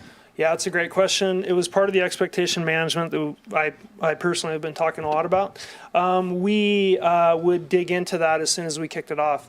And essentially, we've been focused on getting those people undercover, providing wraparound services, and moving them from the shelter model into supportive housing and on through the continuum of care that you saw in front of you. We need to get in and start figuring that out. And so one thing we've been really transparent about is this site may not be conducive to a long-term solution. It may include one of the other sites that was shown on the slide, the dots and some of the locations. That's a community conversation that's going to take additional input. Right now, we're focused on getting those people out of the elements. But to your point, I think the next point of order and the next order of business for THAC as a whole is sitting down and saying where, how much, who's the provider, who's going to pay for it, and how do we get there? Because right now, my colleagues on the board have no intention of making long-term commitments on this, as I'm sure the town council and other bodies such as the hospital district are in the same boat. So yeah, it's going to be the next 9-month period of hard work in front of us. Yeah, I don't necessarily agree or disagree with that statement of long term, because we do have to amortize these costs over time. So, whenever you're doing a TI or you're doing these types of lease agreements, long-term stability is a better thing, at least in my opinion, but we'll hold that for deliberation. Can I mention one more thing? Of course, Supervisor. The conversation about options related to the lease agreement, so multi-year options related to the lease agreement, and then probably your next question of first right of refusal on purchasing of properties is definitely under consideration, and that's part of what Phoebe's going to spend probably considerable time discussing before she brings the final lease agreement to any of the elected bodies. So you are looking at renewal agreements, first right of refusals, 5-year renewals, or some number of years as part of this initial 1-year lease. Yeah, plan. we haven't heard, we haven't talked about 5-year, but we understand the property has been for sale. We understand that the market rate associated with the property and what we're paying for and the TIs are going to have to be amortized over something reasonable. We all want more, and we all want to make it work. And I think it would be simpler in the long run for our community to have a fixed location such as this. Whether our community needs that and we can pay for it, that's the next question that we have to work out. bravo for getting back to us so quickly, since we've last all seen each other on this topic. And I will, my questions are done for now. Thank you. As Councilmember Pallavi indicated, particularly because this is an unusual situation, there will be an opportunity for a council member or a director to come back and say, I forgot something, or another question that happened after mine triggered something. We'll allow that, of course. That's okay with you? Yeah, okay. Okay, so now it's Director Brown. Great. Yes, thank you. I'm Mary Brown. I'm with the Tahoe Forest Hospital District Board. And I want to add my thanks to everybody else's tonight. This is really quite a remarkable evening. But I honestly do not have any questions as it relates to the need or the urgency around this type of a shelter. My questions primarily have to do with operations, and I don't know how deeply I want to get into all of those weedy questions, if you will. My primary question, and I think Supervisor Bullock, you touched on this, but my question is, okay, this is a one-year project with an interim analysis in 6 months to see how it's going, see how successful it is. My question has to do with, what does success look like? How will we know when this is done, if this has been a successful project? I think that we need to sit down and define some of those metrics together. I would suggest a handful of things to look at. One is, in my opinion, the census. Is the shelter actually being fully utilized by the people identified in the original needs assessment? And sheltering those individuals, to me, is one success metric. That is a start. That's not the end of the road, but that's a start. We would certainly want to be tracking calls for service. We would want to be looking at, are these individuals utilizing public resources more or less? And I put some of these things a little bit more generally, and I've had to deal with this in other communities. We do have some data based on the work that's previously been done, but especially with this pilot, year one is going to be creating some baseline metrics and getting that data in place and understanding the scope of the challenge. As some of your permanent supportive housing comes online, I think that will also be very instructive of whether we get a good amount of throughput out of the shelter into that housing. So a traditional metric on any shelter is the number of individuals who are successfully housed. And then over time, we would track the recidivism, for lack of a better term, recidivism of folks who come back in to the shelter who, for whatever reason, were not stably housed. So I would suggest that those are the starting points for tracking metrics. Thank you, and I appreciate the fact that they're objective and can readily be analyzed. While we have you there with VOA, one of the questions that arose in my mind was also we have a wonderful resource in this town with the Sierra Community House, and so that Paul is here. I want to make sure that that you are working in concert, that there's a synergy there, that these are not two organizations acting in silos. Yeah, and I hope that came through in our proposal. And again, I'm operating on a fairly short window in terms of the proposal and the slide deck. But I've been in these conversations with individuals, and I think that your committee, I hope, can testify to the fact that throughout this, we have never tried to enter this community and tell the community what it needed. We want to collaborate, we need to collaborate, and we 100% want to work alongside other entities that are in this community. So that's my personal commitment. That's where we have found ourselves very successful in other communities. Prior to moving to Reno, I was in the international development space in Zambia, and it drove me nuts watching different nonprofits try to reinvent the wheel.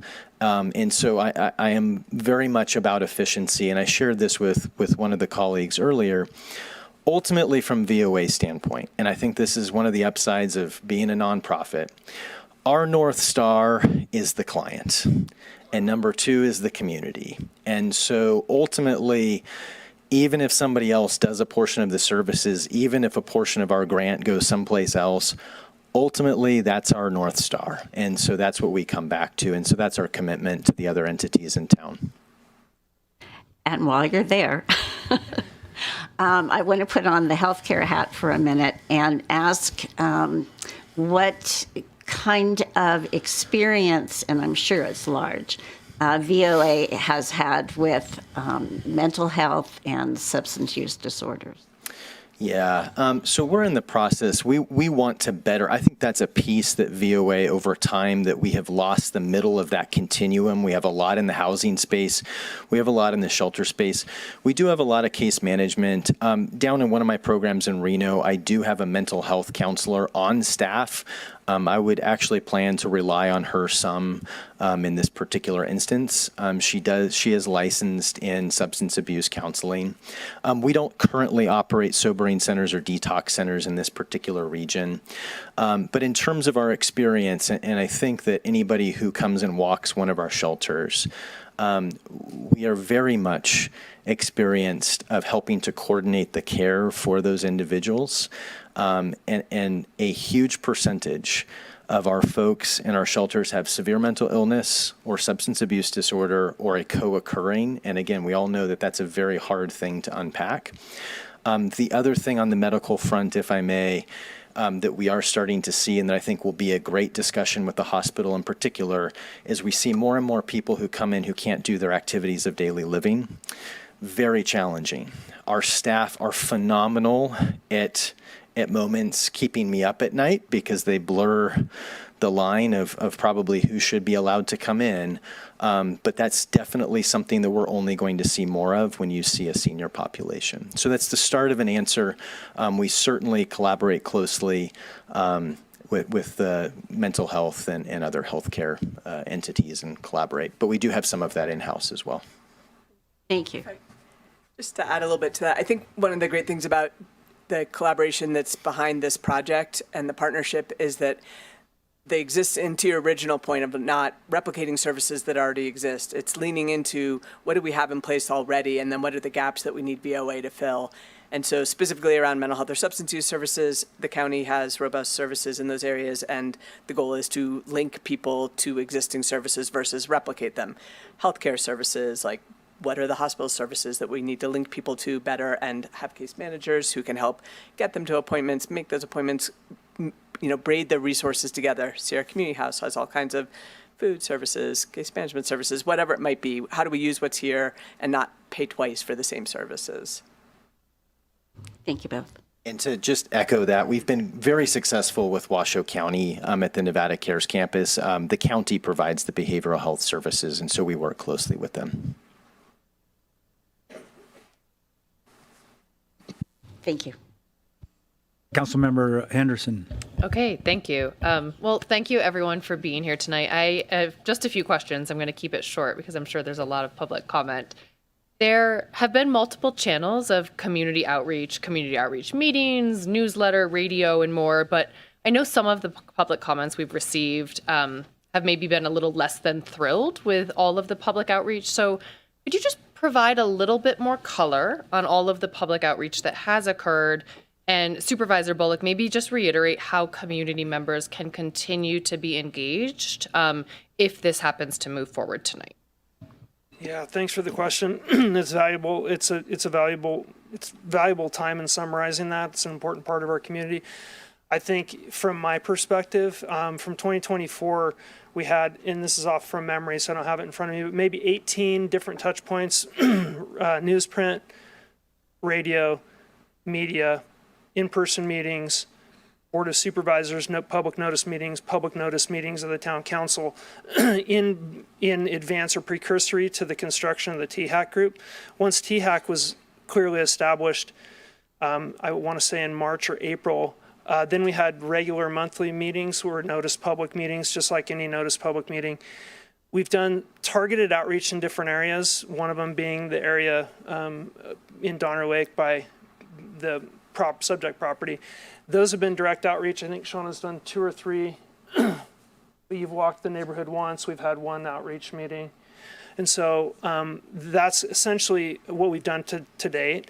One of the problems, and we recognize this in all forms of government, is that people are busy with their lives and they're trying to raise their kids and do other things, and they don't necessarily think about the people in this room, the government, taking action on community-driven character building or community building objectives, in the town. And then all of a sudden something happens next to our house or my house, and all of a sudden it's like, hey, where's the process been? There has been a robust community-driven process. Going forward, THAC, in my mind, is one of the co-chairs, and Mayor Zabriskie and the other, Cindy Bosso, will have to support this. But, getting together and staying together monthly and having those routine monthly noticed meetings. We also have an ICT group, a leadership group. I've talked about this at my CCC group. We've also had numerous local meetings, one-on-one. The other piece I will say is that I believe myself and everybody in this room has an open door policy. My number is printed everywhere. You can Google my name and get all of my contact information, call me up, and you can sit down and talk, and you can sit down and talk with our staff. And so we're here available for that. And for members of the public who are here tonight, when and where do the monthly THAC meetings occur? That's a great question. It's, can somebody... Yeah, so the meetings happen here in this chamber. Yeah, and they're Wednesdays at... Just go to the website. Yeah, and we've changed them time to time, so we've done additional outreach at night so people can make it. But they'll be noticed. We have a website that'll tell you when they are. So anyone could go to the THAC website, see the next meeting, and come here to attend the meeting if they want to. Yes. Perfect. Okay. Building on the wonderful question of what does success actually look like, one of my questions was, what is our plan for how and what we're actually evaluating for the 1-year pilot? And I know, Supervisor, I think you made a comment on, in part we'll have to define that together. So I guess it leads me to what will be the process for defining a robust evaluation process for this pilot?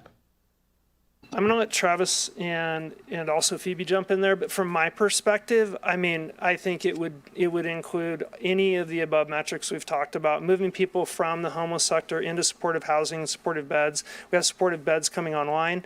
Are those being filled? Are we providing food insecurity and justice support for the population that's in the shelter? Are we having community-driven complaints that are taking up and consuming a massive amount of staff time? Are ER and ED visits down? Are those things reduced? Do we see some cost savings from our hospital partners? Can the law enforcement community vouch for the fact that they're doing less intervention on a crisis management basis and really directing people toward more of a continuum of care treatment type model where we can help people actually solve it? But that's from my perspective. I'm not an expert.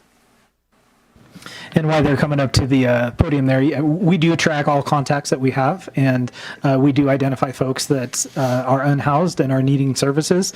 And so that's something that we can track historically with, within the last 10 years. So that's something that we have access to. I don't know that I have a lot more to add to this other than, look, we want and need to get people housed. You heard the statistics earlier. That has to be a critical metric.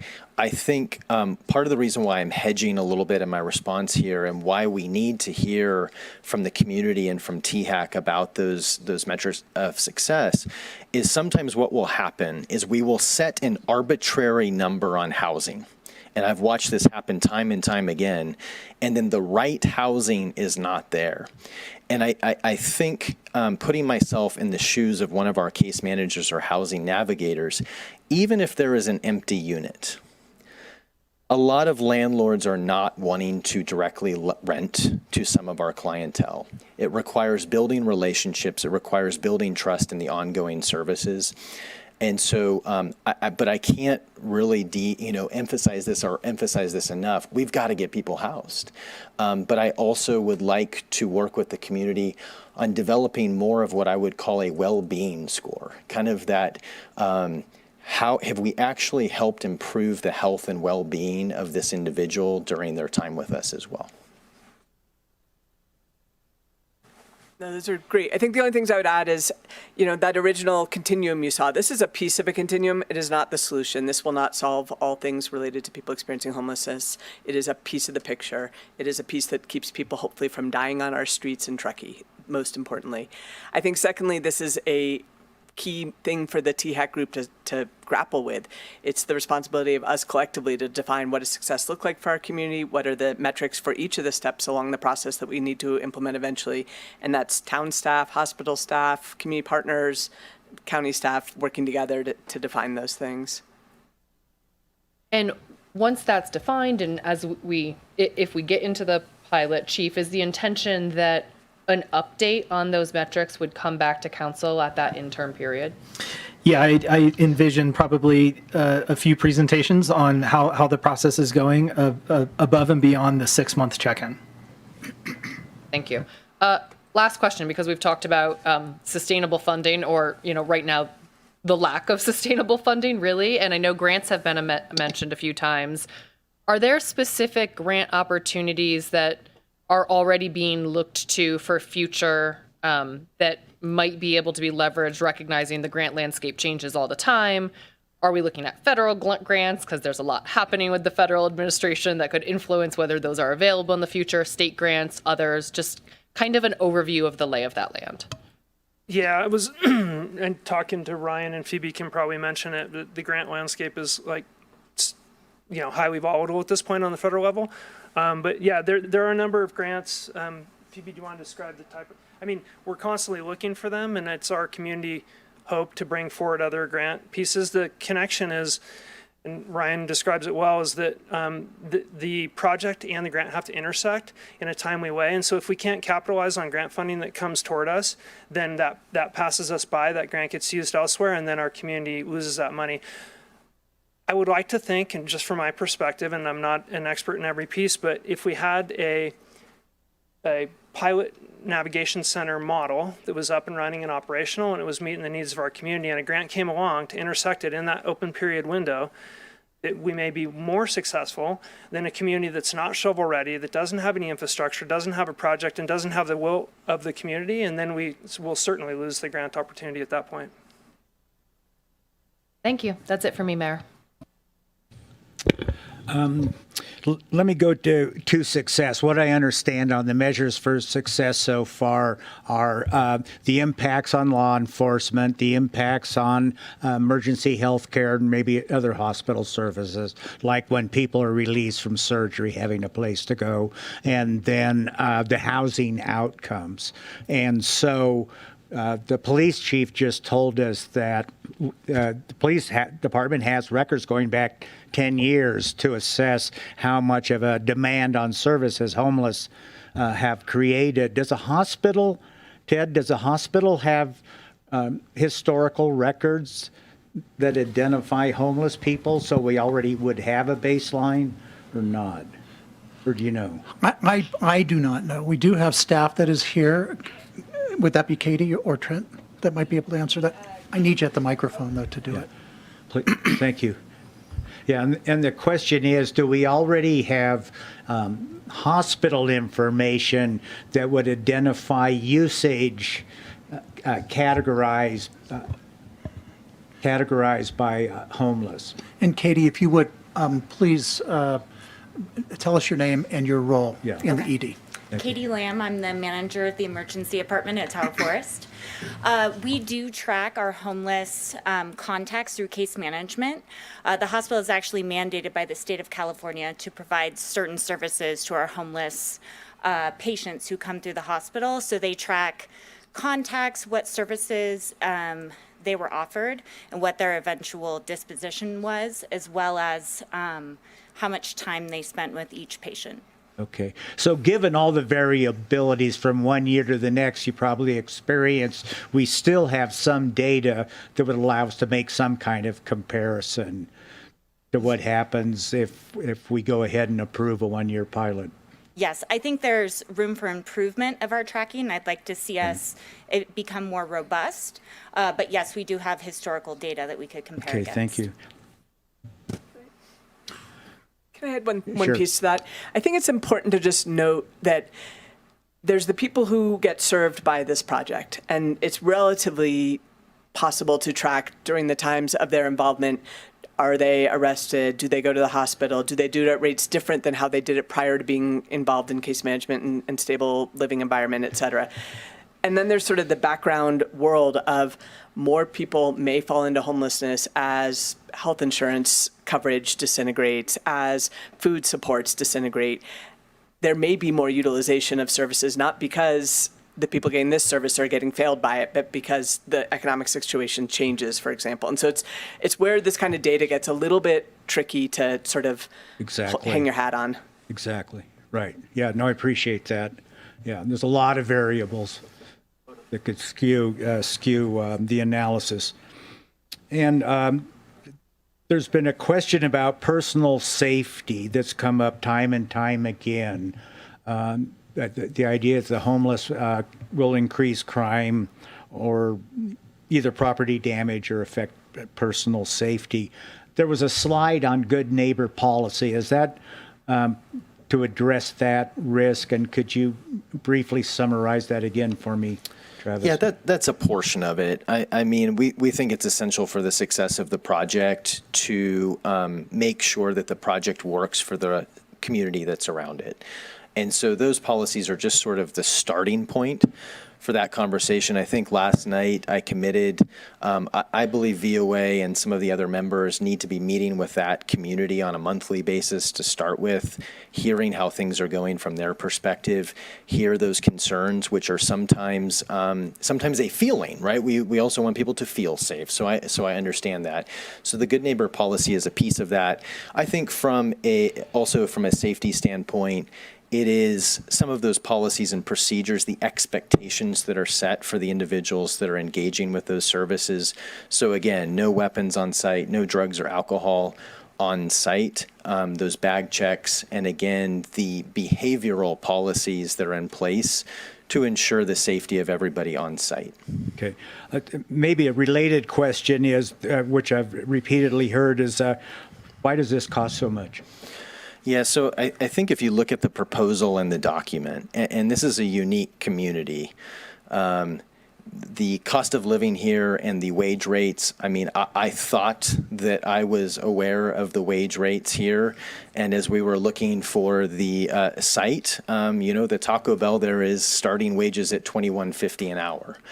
And so the wages to get somebody to work in this space is definitely at a premium of some other communities.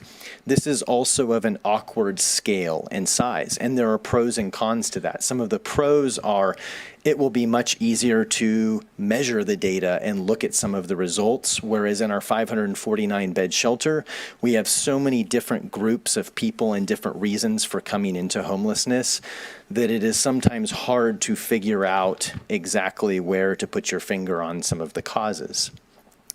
Also, in the proposal, you'll see we, from a safety standpoint, require there to be 2 staff on site at any given time. And so we try to keep a 1-to-25 ratio of staff to participants. And so if you start to think about that, the cost is really no different to have 25 people there versus the 16. And then similarly, we try to keep, and it depends on the acuity level of the individuals we serve, the case management ratios are between 15 and 30. And so again, you would only see an incremental cost increase to get up to 50. My point being, you have no economies of scale in this particular situation. I think that's why we landed on offering the additional, 10 beds in addition to the 6 interim housing beds year round. So that's a big piece of it. And I understand, and I reached out to one of our shelter directors and I said, is there any way I could cut an FTE? And she said, absolutely not. And so I think for, again, the safety and security of both our staff and the participants, and anybody who has run a 24/7 institution, the hospitals, I have so much respect. It is so hard. I mean, think about the call outs and getting coverage. You're in a mountain community with snow. I'm definitely paying attention to those things from a staffing perspective. perspective. So it's the staffing model and the lack of economies of scale. It is also the insistence that we believe you need the service component, the care coordination component integrated into this to make sure that we get the community what it needs and move these participants towards some personalized goals. Okay, and then I heard that this might draw in more homeless. We may have people coming up here to avail themselves of our fine services if we approve this. Yeah. What's that risk? It's a logical hypothesis, right? And we've certainly heard that. I'll share two things. One is anecdotally, down at the Nevada Cares campus, which is one of the probably 3, but definitely top 5 known shelters in the country. It's a known hub, right? And so the argument goes, if you build it, they will come. And we have not seen that. I think even in the Reno area, the weather alone, and this was an eye-opener for me, being down at the resource center and the mailroom, these are not pleasant conditions to be unhoused. And so I think that might be a more compelling argument in a different community. I checked on our data from last month. We are getting much better at digging into the why and where folks are coming from. Down at the Nevada Cares campus, we saw less than 10 individuals coming from out of town. When you dig into the why, oftentimes it was because they had been offered a job or a family member had enticed them there, and then the job or something fell through and they found themselves stranded. They are oftentimes good candidates for that diversion program. There is only one, what I would consider to be, and maybe Phoebe could speak to this, there's only one major study that I know that's been done, and that's out of UCSF, which on California homelessness, they challenged this hypothesis, and they looked at this, and they looked at the variables. 90% of the homelessness in California is from California, and it is predominantly caused by the cost of housing. And 75% of those individuals come from the county in which they originally resided. And Phoebe, is that? Yeah, so Phoebe has the same study. Okay. And then finally, and maybe this is for someone else, why don't we wait a while? Why are we doing this in such a hurry? Why are we trying to put this in place now? Since I'm here, I'll answer that from my perspective. It's back to that human component, and I can't answer this for your community. This community, and I think THAC has certainly looked at this, what is it worth to this community to ensure that individuals will not freeze during the winter? And it's hard to put a price tag to that. I think number 2 is ensuring that we start the process. And again, you saw this very robust analysis. And one of my great fears is that we are oftentimes made the scapegoat because we've not solved homelessness. This is just one piece. But to start is a huge step forward. And the stakes are high, Mayor. I think anybody who owns a business or otherwise, the stakes are high that if you do nothing, the implications of that for businesses and others and just the human impact can be extreme. But I'll leave it to your colleagues to answer that. Yeah, and Mayor, maybe I'll jump in and ask Danny to correct me. I mean, I think from a town staff perspective, we've heard input from the council members previously of having a high level of interest in trying to make sure there are resources for the unhoused in the wintertime. So I think, that question you're asking is probably, broad and goes to the full membership of the THAC as opposed to, just the county or just Volunteers of America. So, and I'll ask Chief Renfro to just to add on to that. I mean, that's really what we heard the community say throughout all these community outreach events that we've had is, we need to get something in place. The idea, get something in place before the snow flies. Okay, thank you. And then my remaining questions are on the TI improvements. This site was previously occupied by the Waldorf School, correct? They ran a school there. Was that in compliance with the building code, that operation? Do you know? Mm-hmm. Okay. And then in terms of the TI improvements that would occur here, is that primarily more bathrooms and improvements to the kitchen and then the cubicle walls? Yeah, I think you've highlighted the essentials. We need to walk that with the facilities staff and ensure that. But we brought in our chief operating officer and one of our shelter directors to identify those basics. So it's primarily bathrooms, the showers, and then the partitions for the cubbies with a few other small items. Okay, and then whoever's my real estate person, when we're talking about amortization, wouldn't these improvements also increase the value of the building? The resale value of the building or not? They could, yeah. So it depends on the nature of the improvement. So if, for instance, the building doesn't have sprinklers now, and then we pay for sprinklers, and then we don't use the building in the future, that would be a direct increase in the value of the building. If it's building cubbies and things like that that may not be useful for a future tenant, then they may not necessarily have value. Okay, thank you. It's going to depend. Okay.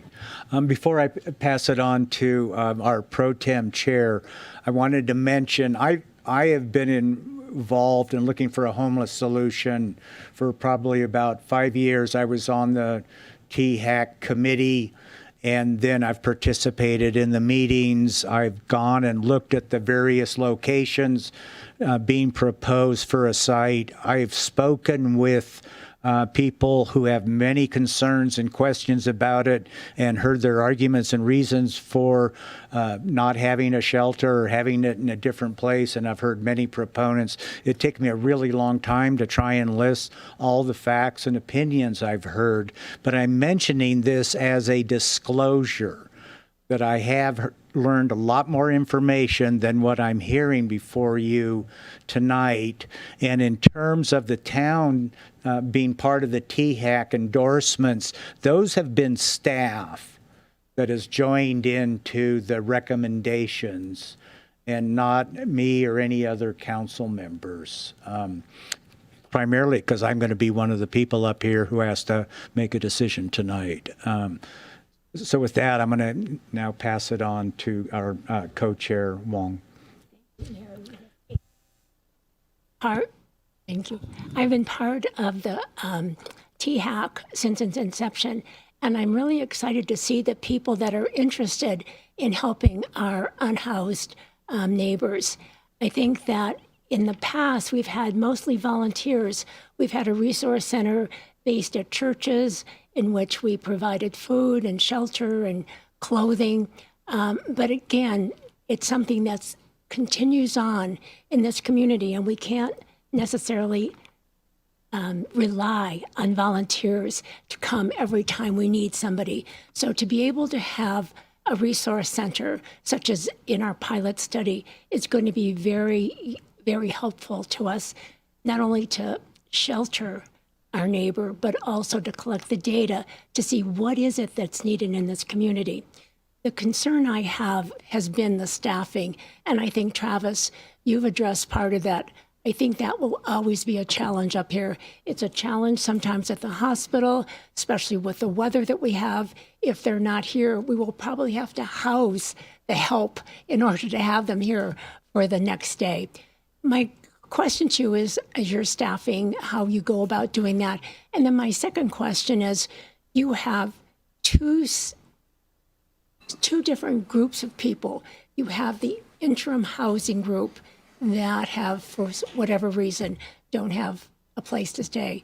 And then you have the emergency shelter.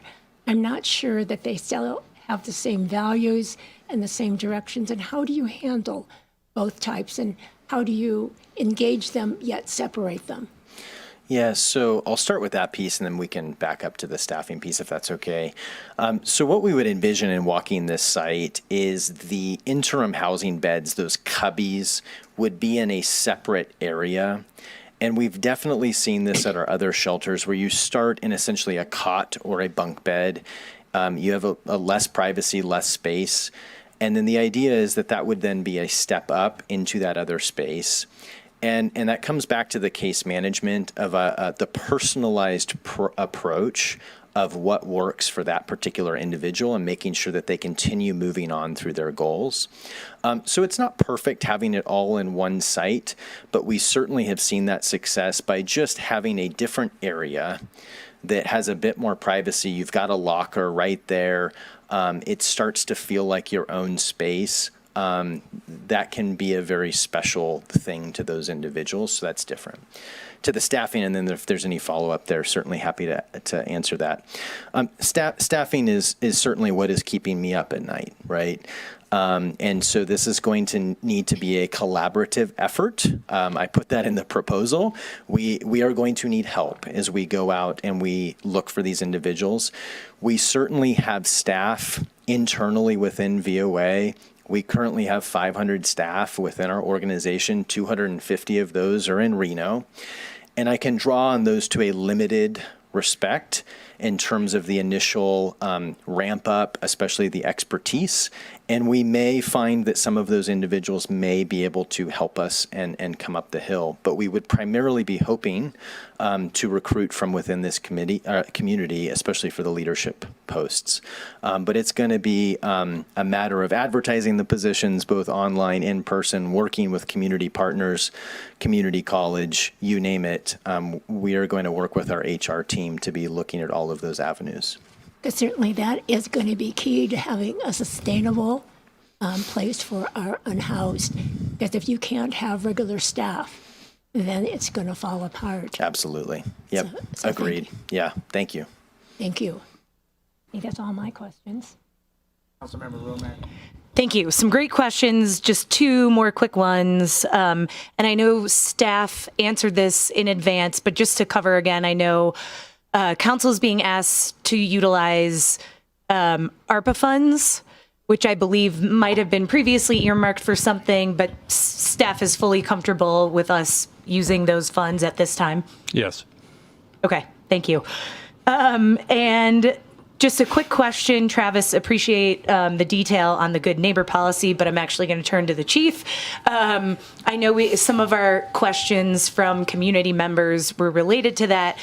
Would you or your staff be part of identifying the good neighbor policy or helping out with that to ensure it's robust enough to meet the needs of our community? Yes, I see our staff at the police department working very closely with VOA and Travis and THAC, as well as the neighborhood, to make sure that any issues are resolved or addressed, and really partnering with VOA for the most part because they understand how to de-escalate, how to handle situations like this, as do we, but at different levels. And so when they call for us, that we know that it's not, that it's probably they need our help.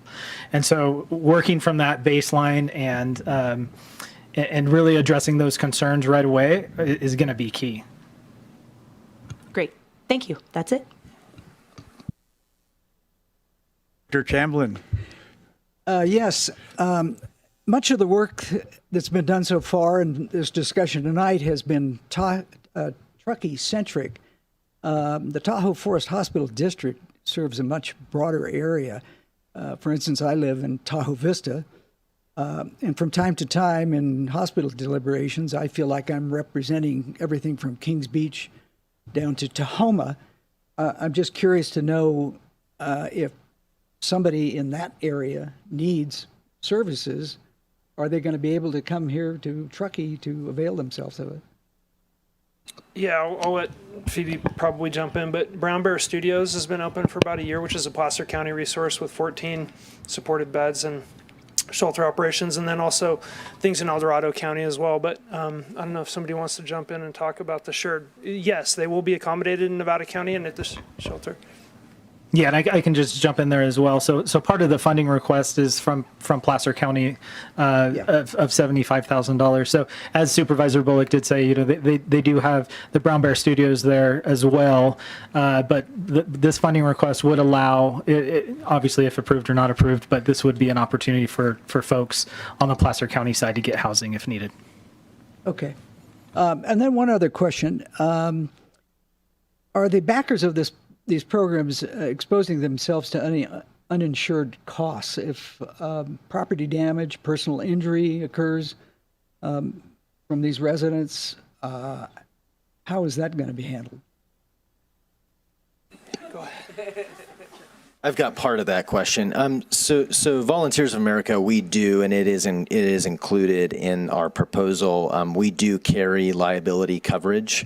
In terms of property damage, sometimes that's not going to rise to the level of that policy. Certainly, that could hit the entity holding the lease, and the lease is going to ultimately, and I would defer to Phoebe, but the lease is going to drive some of those conversations. But VOA does carry GL policies to help cover. That's all. Okay, now it goes to our remote participants. Vice Mayor Klovstad, any questions? I want to thank everybody there who all asked phenomenal questions. I have all my questions answered. Thank you. And then Chair McGarry. Yeah, good evening. Again, the benefit of going last, most of my questions have been addressed. I'm still stuck on some of the sustainability though, and would love probably directed towards Travis for perhaps examples beyond grant funding that they may have seen in other communities, or where does philanthropy come into play? Recognizing, as has been mentioned, that the grant landscape right now is very uncertain. But have you seen some other creative solutions, in other communities that you operate? Yeah, certainly. Braided funding is going to be the buzzword in our community. It's a lot harder to pull off successfully than it sounds. We certainly, VOA is currently in negotiations working with an entity to help us be able to better bill Medicaid for some of the services. The future of CalAIM is potentially uncertain, but we would certainly be looking at pulling in some Medicaid pieces to help cover the cost. But that would need to be done in partnership with Nevada County. We need to be very careful that we don't double dip. But yes, braiding in funding, VOA already does that. We have to fundraise for about 10% of everything we do every year. So philanthropy is already built into our model. But certainly looking at Medicaid, particularly within California, is a part of what some of our entities are doing. I don't want to offer this example as a silver bullet, but I know that one of my sister affiliates lost funding for their shelter, and they were able to shift to a Medicaid model. It is not without its challenges, and philanthropy is continuing to cover the gap, as is one of the hospital entities, and it is much more limited in who is eligible to come there, particularly around medical respite or what's called recuperative care. But those are the models that we are looking at, and we would certainly be looking to partner with these entities to look at that and to share for what it's worth. This is a bit of a leap of faith for my organization. I'm here early. There is no contract, right? And certainly something of this duration would not normally be something that would pass our risk management. I'm sure I'm making my CFO very, very nervous. But we also believe in it, and we want and we're committed to collaborating with you all if that's what you believe is needed for your community, which is what I have heard. And so we are willing to step forward, and that's our mission. Thank you. I appreciate the additional clarity. That's the only question I had. Okay, are we ready to move on to public comment? I would love to. Can I ask one more question? And I will be super brief. And I really appreciate all of you being here. But I think it's important because we haven't touched on it yet. And we have Mr. Groover here. So the county, you've been through a super long day, and I don't know if you're the right person to answer this. Maybe Phoebe can. But you've talked to us about supportive housing, specifically at Pacific Crest Commons before. We understand that there are going to be 6 supportive housing units coming online as soon as that development is ready, and they will be prioritized to Nevada County residents. With all of that said, what does your current wait list currently look like for your supportive housing units in the entire county? And what is the plan? Because one of my concerns is we already have a wait list. I don't know the answer. So once you tell me what the answer is on the wait list, but how do we move people when all of our supportive housing, specifically in the Artist Lofts, Coldstream, and Pacific Crest Commons, is full? Then what do we do with the folks who are using these interim beds? I mean, that's I'll start at that end and go back to the Okay. other part. But I mean, thus we have homelessness in California. It's not like nobody understands that we need to house people and we know how to house people, but there aren't enough beds, and therefore there are hundreds of thousands of people sleeping on the streets every night in California right now. So wait lists aren't really a thing for supportive housing beds. We have a point in time count. We have our HMIS system. We have our coordinated entry system. We have a few hundred people waiting for beds that we're working with that are actively engaged. We have a significant amount of people in the behavioral health treatment system who are engaged in treatment services who are unhoused and waiting for beds. Pacific Crest Commons specifically is 10 units of supportive housing. It will be prioritized for Truckee folks who have behavioral health needs and who are experiencing homelessness or at high risk of homelessness. So that's our goal. And I think that will partner really nicely with this project initially, because we should have, a pretty sizable throughput, as Travis said, pretty quickly once those beds open, straight from this service into those beds. After that, the rest of the housing up here isn't what we would call supportive housing, it's subsidized housing. And the good news is it exists and there's a fair bit of it. The bad news is there's wait lists for all those beds also, but we would certainly be working on getting people in line for those beds. Case management really helps because you can help somebody get sort of housing ready. All their documents are in place, they've got their applications completed, they've cleaned up their credit history, they've cleared their, whatever, criminal history, things that need to get cleaned up before somebody can be an effective applicant for housing. So you do the best you can to get people in the units that are available, and then we keep looking for opportunities to add to the housing supply, knowing that it's got to be somehow cost subsidized. And I guess maybe just putting it slightly more clearly, this wasn't going to exist as of a month ago. Sure. Pacific Crest Commons was. What those beds, those units were already anticipated to be filled regardless of this extra piece of the puzzle, right? So are we, I know this sounds crass, but we're creating a pipeline that we can't necessarily fill? Is that a risk we're taking? Which pipeline can't we fill? Because of the demand. Meaning that we'll bring people into shelter and interim housing and have nowhere to put them afterwards? Precisely. Sure. And those same people are here anyway, struggling and dying on the streets. So the idea is and also that some people, when they get into a stable living environment and the stress of survival subsides, a lot of their symptoms can subside. They can engage in some treatment services. They can suddenly get on a path to employment, to actually finding housing on their own, being an effective housemaid or renter on their own, and not need supportive housing or permanent subsidized housing. So it's not like we get no throughput when new housing doesn't come online. There are units out there. People have a much better chance of getting into those units from an interim setting than from the streets. It's really hard to be housing ready when you're sleeping outside and thinking about where you're going to put your bed down tonight. And hopefully the tenants are ready for that experience versus sort of some of the issues that we've seen happen in the past. Sure, and that's the difference between supportive housing and just subsidized housing is the level of supportive services. Thank you.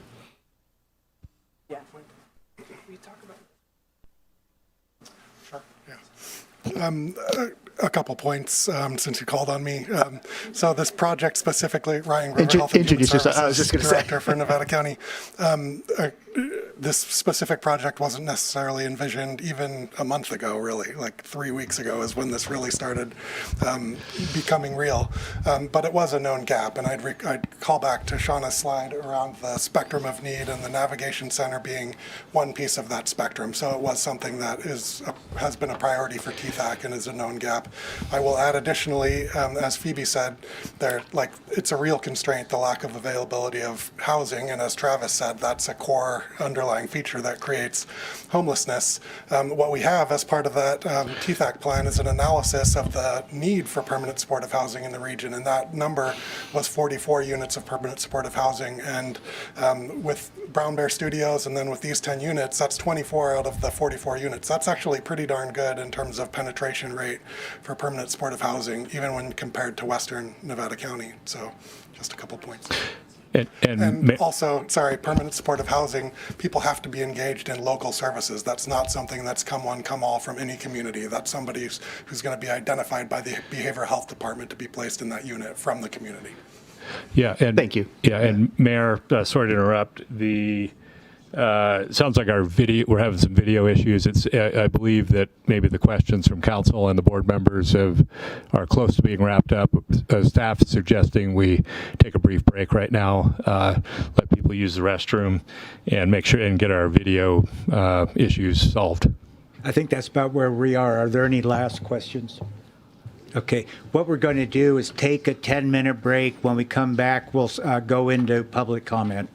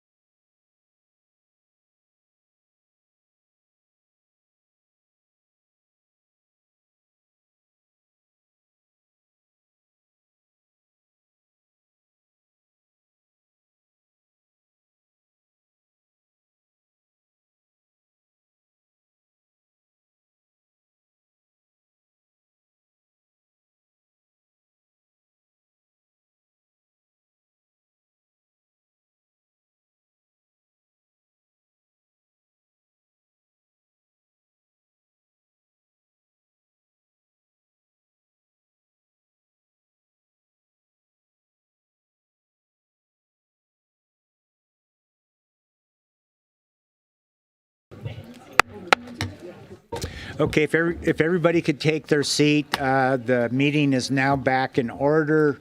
We finished the first round of questioning by the council, and now we're going to go to public comments. What I would like is if people who have public comments would line up on the wall over by the podium side of this room. You will each have 3 minutes. We're going to hold you strictly to the 3 minutes given the number of comments we have tonight. Please address your comments to the council and the board. And what else? It'd be nice if you state your names and if you're affiliated with an organization to identify the organization as well. Okay, it looks like you're shuffling around, picking the best spot. Who would like to go first? Really, it's an honor to go first. Who would like it? Lisa? Perfect. Let's start with the board of supervisor of the board of Nevada County. Thank you. Thank you for letting me go first, I guess. So my name is Lisa Swarthout. I'm actually the District 3 County Supervisor. I represent the city of Grass Valley and some of the outskirts. And I just wanted to offer up a couple comments here this evening for some context for how we deal with some of these issues on the western side of the county. So first and foremost, I want to say I have the utmost respect for the town of Truckee. I always have been. I came from city government. I was on the Grass Valley City Council for 16 years, 4 years as mayor. So I really respect all the work that you guys have done up here. Truckee is an amazing place. I grew up in Nevada County. I can tell you back in the 70s and 80s when I was in high school, Truckee wasn't like this. So good job. So I've sat in your seats before. I know exactly what you're faced with this evening with the decision that you need to make. I want to say to the neighbors, I've also sat in their seats, having lived in Grass Valley for many years, very close to one of the homeless facilities that was at the time in the city limits of Grass Valley. So I completely understand where they're coming from and where some of their angst and fears might be. But I'm here to say that a lot of those fears are really, in many respects, unfounded once you have a great plan like this and you get into the nuts and bolts of actually providing this service for people in your community. And I will say, when I was on the city council, I never envisioned myself sitting on the board of supervisors. I spent many hours on the phone over the years with county staff, especially with Phoebe and with Ryan, complaining and arguing with them about certain things. And every single time that we ever had any issues with with some of the various projects that we have in the city of Grass Valley, the county was phenomenal in dealing with them. They probably were looking at me going, oh my God, she's going to be a supervisor now. What are we going to do? But I'm just here to say that we have amazing staff at the county, and any fears and any issues you have will be dealt with quickly and efficiently. And you have a group of people who really care about how certain facilities will fit in to the character of your town. Just for context, in Grass Valley, I have a 60-bed homeless shelter in my district. I have the new navigation center that the county just opened a couple weeks ago in my district. I have 1,100 subsidized housing units within my district. I have all of the behavioral health and social services offices for the county in my district. So I have spent a lot of time working on these issues, and I will tell you from personal experience, it has worked out very well. Your law enforcement here is phenomenal, and I'm going to guess that you have spent some significant time speaking with the City of Grass Valley's police chief and the City of Nevada City, and they hopefully would alleviate some of the fears as far as law enforcement and crimes and things that might occur. So I'm going to stop now because that is my time. Happy to answer any questions that any of you might have offline about what you're looking at tonight, but I would really encourage you to seriously look at approving this proposal that you have in front of you this evening. Thank you. Thank you, Supervisor.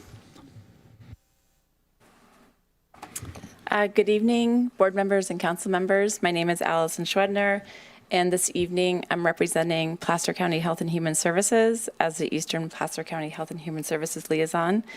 And I'm just here to share that Placer County Health and Human Services, and related to your earlier question, is currently reviewing and considering the funding request.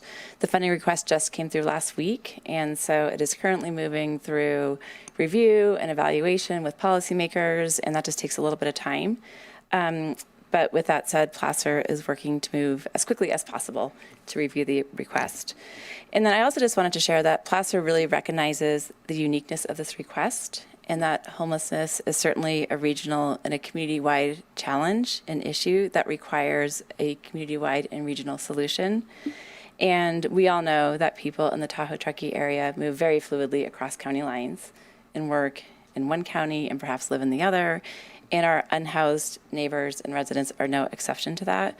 And so really, over time, our most successful solutions to support our unhoused individuals have really come from leadership in this room, from leadership that's not in this room, and collaborative efforts. And I know we've already talked about Brown Bear Studios, but we are on the cusp of celebrating 1 year of the opening of Brown Bear Studios. And so Placer County was able to leverage home key funding as well as other grant dollars and invested $1.5 million to renovate the Seven Pines Motel in Kings Beach and open 14 units of permanent supportive housing. And I was just there last week, and if you haven't been there, it's pretty remarkable. And the folks that are living there are previously homeless individuals and now have a roof over their heads and access to resources and stability. And so I really commend that model in working together to address this challenge. And then I will just say in closing, thank you for your time, and also thank you to the THAC members for really working together very, very rapidly to come up with a solution that can really support our residents this winter. So thank you very much. Thank you, Ms. Schredner. Hi, my name is Julie Arsenal. I live in the Coldstream neighborhood. Supervisor Bullock, you might want to write that down. It's called Coldstream. This morning at the county meeting, Shauna stated that the community engagement regarding this site started 11 days ago on October 17th. This timeline, as well as several of the comments that were made here this evening, make me think that the considerations of our neighborhood are an afterthought in this decision-making and planning process. Our neighborhood already sees impacts from homeless people, and I'm worried that these impacts are going to be exacerbated, not alleviated by this shelter. I live extremely close to this building. Literally less than the width of this room is the distance between my house and the shelter building. So the impacts here are very real for me. And I will say I do generally support the model. I think Volunteers of America is great, but I am looking for a few specific things. I do believe that funding should be contingent on a specific good neighbor policy, not just the generalities that we have now. And the good neighbor policy needs to be expansive enough to drive real positive improvement in our neighborhood and not just localized directly in the immediate area of the building.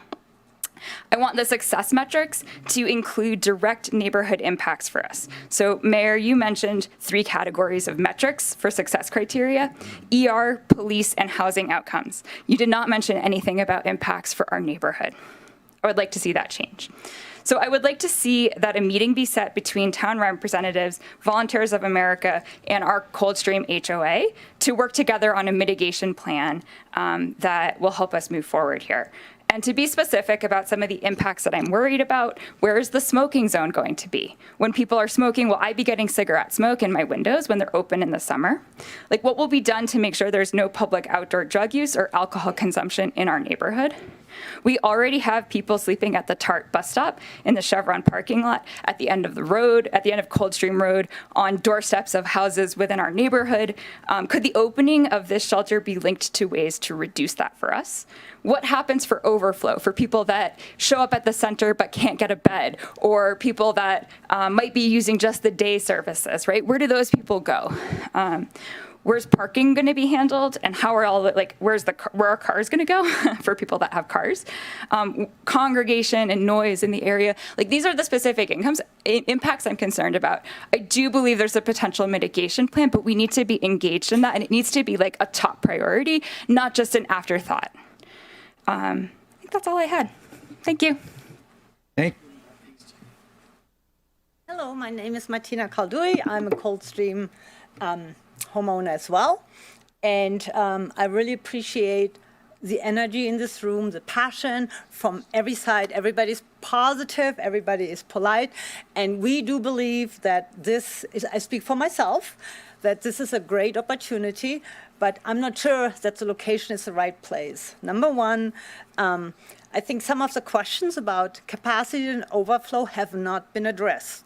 So I'm concerned that day services are provided for people that are not sleeping in the center. So where are they going to go at night? In our neighborhood, they're going to sleep on our doorsteps, right? So that's a concern.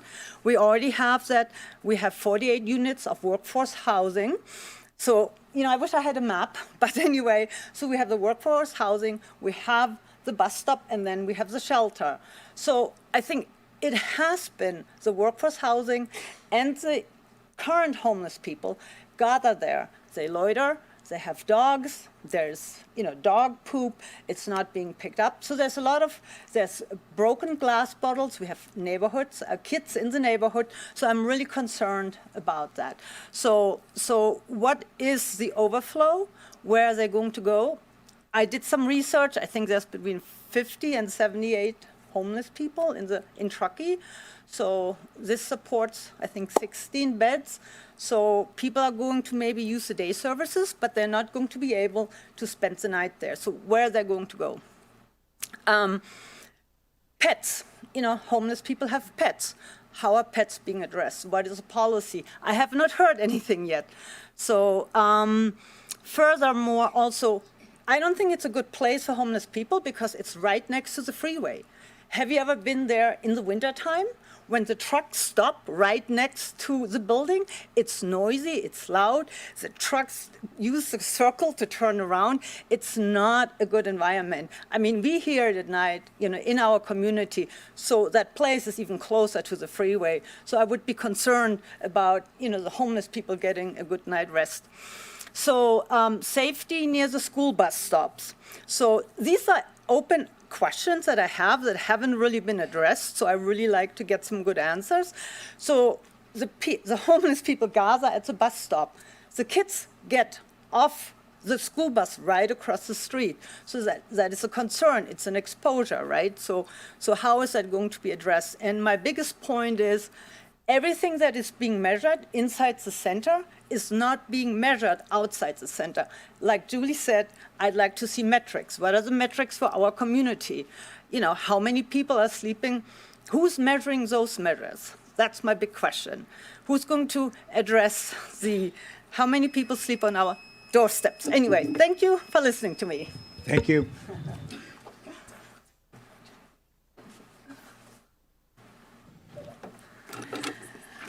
Good evening, Town Council, Hospital Board. My name is Kathy Foley, and today I'm here as a community advocate and a board member for Fellowship of Compassion. I've lived in Truckee for 33 years. In the last 15, I volunteered and worked to provide care and connection for our unhoused neighbors, most recently serving 9 years as the leader of the Emergency Warming Center in North Tahoe Truckee Homeless Services. During those years, I've shared countless meals, discussions, nights, and holidays with our unhoused neighbors. I've learned firsthand that the majority of our guests are people who live in this community or have deep ties to this community. I've witnessed over and over the transformation that happens when people are given access to the basics we all need: a place to sleep, a warm meal, a bathroom, a locker to keep your stuff, a place to do laundry, and most important, a place that you belong and are welcome. When provided this space, at the most basic level, these humans don't die outside in our community. They spend less time at the ER, and there's less interactions with our law enforcement. On a deeper level, they rediscover hope, dignity, and the belief that change is possible and their lives are valuable. Homelessness is a complex challenge, as we've all talked, and I'm grateful for everybody through the THAC and all of you tonight for being here to really look at solutions. This one-year navigation center is the first tangible step towards a consistent, professional, year-round solution, and is one that was put together through this plan that's supported by the town, county, and hospital. Through Fellowship of Compassion, I'm helping lead the community fundraising effort for this project. We've submitted a grant request to a local foundation for $70,000. We've received pledges of $30,000 from some of our members, and just yesterday received a $3,000 donation from someone who received Shauna's emails on the THAC email list. It's a mother and her children who just wanted to start off this and help their neighbors. The initial community contributions show how much that our community cares and wants to see efforts over the last 9 years of the piecemeal projects transform into something predictable, sustainable, that really support our vulnerable community members. I believe that when residents and longtime foundation and community members see that the town and the hospital and the county are making this a project a priority, that they will follow in those steps. I realize there are lots of questions to be answered, and everyone deserves all those answers and much more discussion. But today I do respectfully urge you to vote yes and allow this project to move forward. Thank you.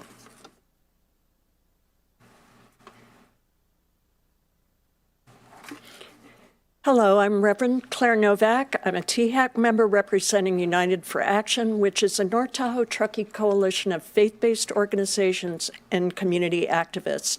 UFA's focus is on our neighbors' basic needs: shelter, food, clothing, health, and for the past 10 years, our key concern has been homelessness and housing. And I'm here to remind you of the depth of community backing for our unhoused neighbors. 10 years ago, to the very day, I was in the basement of Church of the Mountains in Truckee for a neighbor meeting to discuss a proposed pilot project for a weather-triggered emergency warming center.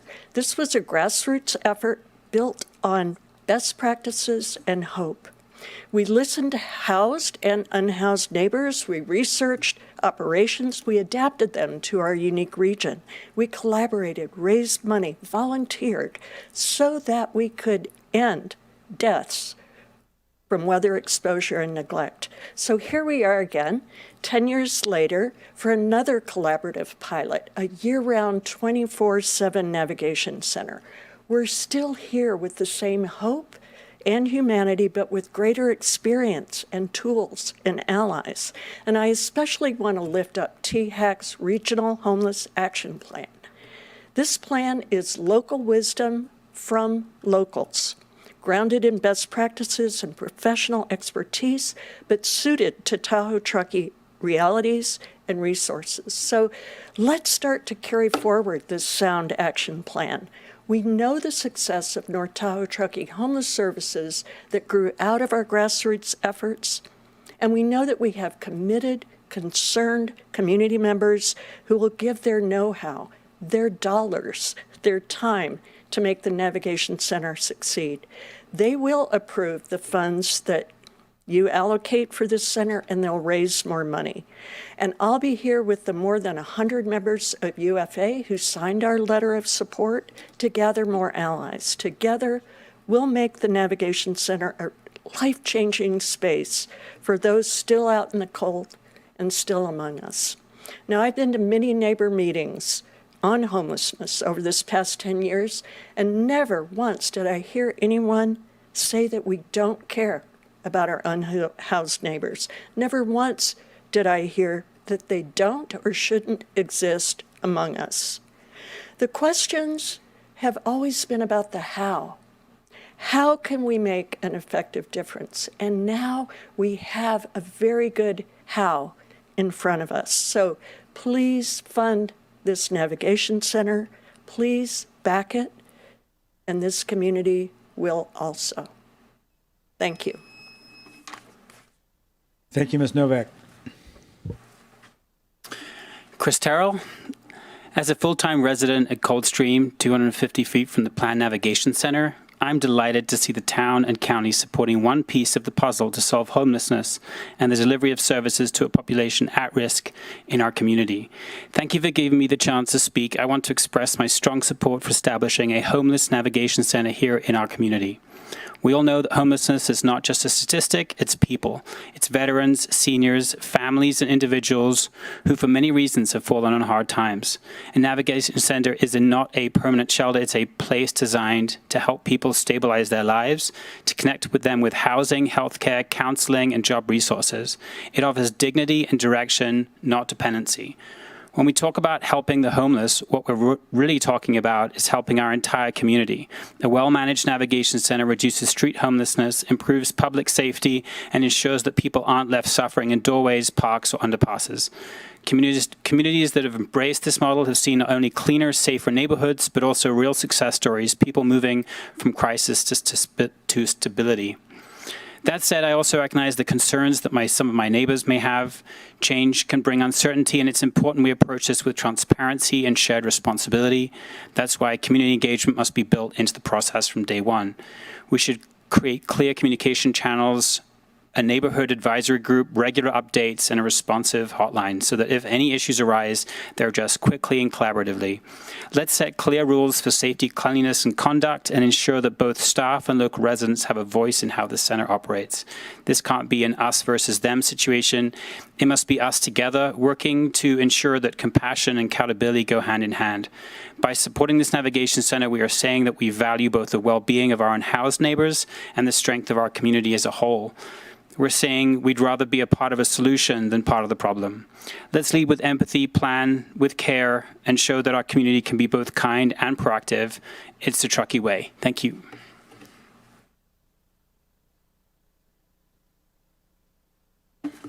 Thank you. I'm JD. Most of you know me. I'll just save it at that. Okay, the Truckee way. This is what we've been asking for from the very beginning, instead of a fast, quick approach to single-family residential neighborhoods. Councilmember Paulevy, in answer possibly to your question, I'm familiar with the property. It's already permitted on the east end for a 7,000 square foot, 3-story residential unit. So if this program is as successful as it could be, and we're looking for places to move those people into the next housing, if it is, by the grace of God, can we build that? You know, Councilmember Henderson, you showed me the light of the Dream Center in LA. That is the model in my mind, which takes you from the street to a skill to vocational training and puts you back into community to be a proper member of community and work out. You asked, what does success look like? This is tough. It's me. In the 80s, I told you, if you weren't here during, you know my story. It's me. I'm what success looks like. I was one of them. In the 80s, it was raw. It was ugly. Man, Travis, him and I have a mutual person that showed me compassion and empathy in the 80s. He's Judge Lou Carnahan. He knew the way, and he's built many programs. Travis is aligned with him. Talk to him about that. So I wanted to do that and let you know that before I give you this statement. Lastly, I've toured South Lake, I've toured Brown Bear, and I went and toured the site today again during the meetings. The gate was unlocked, and I went and took full walk through the property, and I have some suggestions again for that.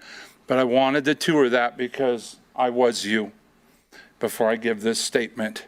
And so, as my statement goes, I'm here to give my support for the proposed one-year navigation center pilot and to thank the county, town, hospital district, and homeless action coalition for listening to the concerns of the community with previous projects.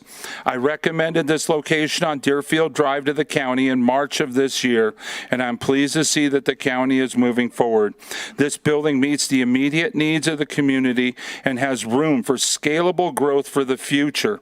It also allows for privacy for the people who utilize these services. I appreciate the steps THAC has taken to listen to concerns of the community at large and their efforts to move the Navigation Center project along in preparation for the coming winter. Lastly, the last two fires, especially the last one on Donner Pass Road, we don't have the evidence because it was washed out by 3,500 gallons of water. We kind of have an idea how that started. Thank you, JD.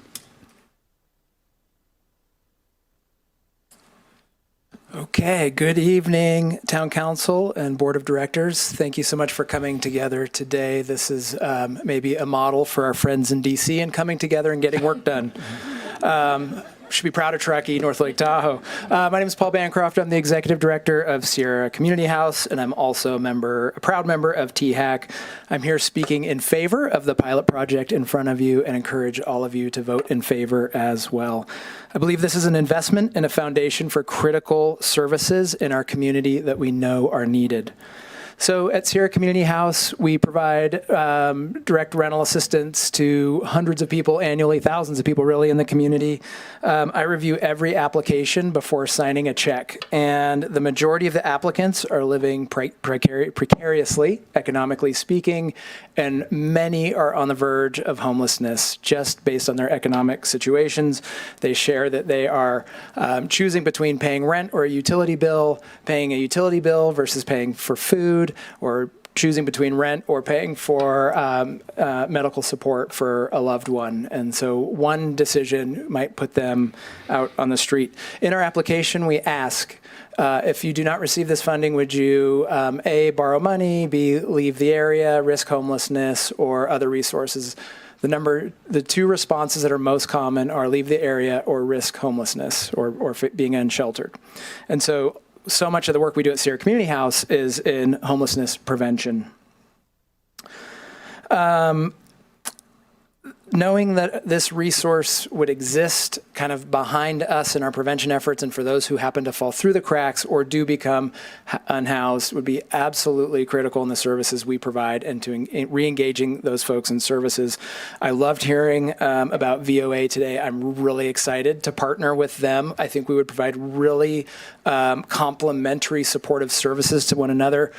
A lot of homeless folks come to us for services, and when they're only looking for a place that's safe for the night, it's nearly impossible to engage in other services because that's the focus. So if we can get folks into longer-term, safe shelter, then we know that we can engage with them and get them back on track and help them in moving forward in their lives. So I'm really excited to partner with VOA. Okay. So while this project is a pilot and it comes with a price tag, it is worth every dollar for the safety, help, and hope for each individual impacted. Thank you. Thank you, Mr. Bancroft. Good evening. My name is Aaron Gladman. I live in Truckee. I've been a physician at Tahoe Forest for the last 10 years, and I've been the medical director and the chair of emergency medicine for the district for the last 5 years. I'm very happy to be here to support a resolution to create the Navigation Center and a permanent shelter here in Truckee. As in all communities, the emergency department is the critical and final safety net for community members experiencing homelessness. All right. Our nurses and our doctors in the ER, we're very proud to serve the clinical needs of our homeless population here, and we take that job very seriously. Treating and supporting each patient's medical needs, which typically combine physical, psychological, and social determinants every time. It is a complex and demanding process. Our department has developed robust resources to provide that care and to abide by state mandates requiring provision of adequate medical and mental health screening, as well as access to meals, medications, vaccinations, weather appropriate clothing, and a safe discharge plan. A safe discharge plan has two crucial components: an appropriate destination and accessible means of transport to access that destination. In our ED currently, we have neither, leaving the only option as a prolonged stay in the ED with eventual discharge to their previous situation. This scenario creates a high recidivism rate, which diminishes treatment outcomes and stretches our resources to the breaking point. I understand that especially in winter, such resources are rare in any community like ours. Access to a permanent, professional, and safe shelter with aftercare resources to advance each patient's healing journey would be an incredible investment for our community. The ED staff is looking forward to offering this service. Thanks very much. Thank you, Mr. Gladman. Hello again. Katie Lamb, Emergency Department Manager at Tahoe Forest Hospital. I've been in that position for the last 5 years. I've been a resident of Truckee for 30 years. I'm here in support of the Navigation Center. I'll just start by saying it's an interesting job operating one of the only places in town that has light, heat, and open doors after midnight. As Chief Renfro probably can agree with me, we find ourselves in the middle of situations that stretch the imagination and issues that not many members of our community see. People come to us with medical emergencies, but they also come to us when they are cold, or they're scared, or they don't have power in their house. EMS is tasked with 911 calls for these patients for laying in the street, sleeping in inappropriate places, and there is only one place in town that they can come. The ED truly feels the impacts of vulnerable populations. They come to us looking for resources, help, and a warm place at night. Our staff are community members who always go above and beyond to help their neighbors. The state of California also mandates some responsibilities for us, one of which is a safe discharge plan that Dr. Gladman just spoke to. Not having a safe discharge plan for unhoused patients puts the emergency department in a difficult moral and legal predicament. We end up housing many of these people overnight, offering them food and a warm place to stay until morning. This creates a burden on our resources. The ED has legal ratios of nurses who need to be ready to care for critical patients. Having extra patients in the department takes away from the care of others in the community. Taking up ER beds means that there are less beds available when sick community members show up or there's a critical motor vehicle accident on the highway. In the past, the warming shelter overnight gave us a place to be able to send people. Our staff knew that once patients left our door, they would be safe overnight. However, in the morning, when it closed, they were asked to leave, many came back to the hospital looking for help. The 24/7 component of this navigation center is a game changer for the hospital as well. Having a safe place to send patients on cold nights is a necessity for our town. It will make a real positive impact on our health system as well as the patients in our district. Thank you. Thank you, Ms. Lamb. Good evening. My name is Trent Faust. I am the Director of Nursing for Tahoe Forest Hospital. As you mentioned, or as we just heard Katie and Dr. Gladman talk about the effects of the emergency department, I'd like to take it one step further and as a hospital in its entirety. Thank you for the opportunity to speak for a moment. Every day we admit patients whose medical needs are only part of their story. For individuals experiencing homelessness, a hospital stay often represents the first stable roof, bed, and hot meal they've had in weeks. Yet when it's time for discharge, the question becomes, where do they go? When a patient without stable housing is admitted, our case managers begin not just a clinical journey, but a social journey, navigating a complex web of barriers that extend far beyond the hospital walls. Many of these patients have no safe place to go, no transportation, and no access to follow-up care or medications. Discharge planning, which should be a bridge to recovery, often becomes a search for shelter and social services, not for treatment continuity. We do often have some unhoused patients who are diligent in follow-up, who know their medical conditions and who seek out care, but that is not the norm. Patients leave the community and they leave their providers. This lack of availability of discharge options creates a ripple effect. Patients remain in beds longer than medically necessary while waiting for placement, which can be costly and unsustainable. In some cases, patients are discharged back to the streets, where the likelihood of readmission rises dramatically. Studies have shown that they are 2 to 3 times more likely to be readmitted within 30 days, often for preventable complications. Discharging postoperative patients with open wounds, with fresh incisions, to a campground or to their car in unsanitary conditions does not set them up for success.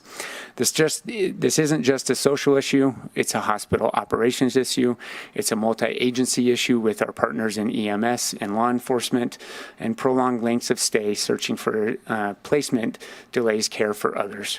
Emergency departments become the holding areas as they are the inherent backup to space limitations for the inpatient units. And staff, as Katie said, have faced moral distress as they watch patients recover clinically, only to discharge them to instability. Patients remain in the hospital for that recovery. We've had patients stay upwards of 6 weeks because we don't feel safe sending them home for their treatments postoperatively for either infections or lack of availability for safe discharge. Effective discharge planning for our most vulnerable patients reduces readmissions, improves outcomes, and ultimately uses hospital resources effectively and resources of our multi-agency or community. This often opens up beds for incoming patients while upholding the dignity and humanity for the patients we serve. Having a permanent shelter in Truckee will serve our community in its entirety, and I thank you for your time. Thank you, Mr. Faust. Hello, my name is Ruth Cross. I have lived here since 1972, and I want to say I knew the first homeless people I knew were, they lived in the Alpine Riverside Hotel, and I can remember one of their names, but not the other. Anyway, I just wanted to say that I started about 8, maybe 9 years ago with Kathy Foley, and helped to develop and, work in the homeless shelter. And I got to learn and understand what homelessness really is. And it was a surprise to me, I have to say, And I thought maybe a good way to explain it would be to tell you about one of the homeless people. And that's Kevin. And Josh knows Kevin really well. And he is just a great person to work with. And Kevin is about 40, and he lived in Incline. And he was born and raised here. He lived in Incline. His mother died, and his father married somebody in Florida. So he was left all alone. And he ended up, I don't know what happened between then and when we saw him, but he came in, he couldn't walk. He had not slept for days because he was sleeping outside. And when you're outside, you can't sleep because there's bears and there's coyotes and there's people and, there's just no place to really sleep.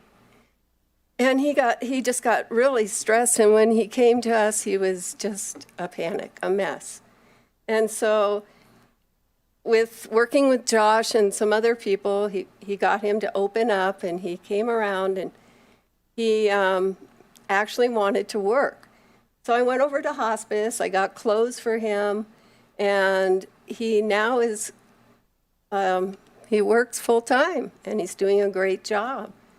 And I think that just a little bit of care sometimes can go a long way. And I also think that, we have fears. We all have fears, when I first started, I was like, oh my God, I have to go into this place with all these homeless people. What's going to happen? And, you just develop all these things in your mind. So I said, I'm going to take my dog, Lucy. And so she walked in with me, and she licked everybody. And pretty soon they were all like, oh, everything was great. And I just had to yell at them for feeding her too much. So I think that sometimes I just want to, I guess what I really like to do is encourage you to really meet the people and understand them and know what they're like and just welcome them into your hearts. And the other thing, I just want to say one more thing. I'm really begging you to not focus on why this can't happen, but what you can do to make it happen. Thank you, Ruth.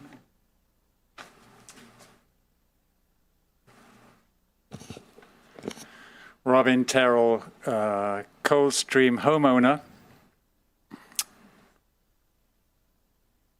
Council members, hospital board, any of you could become homeless one day.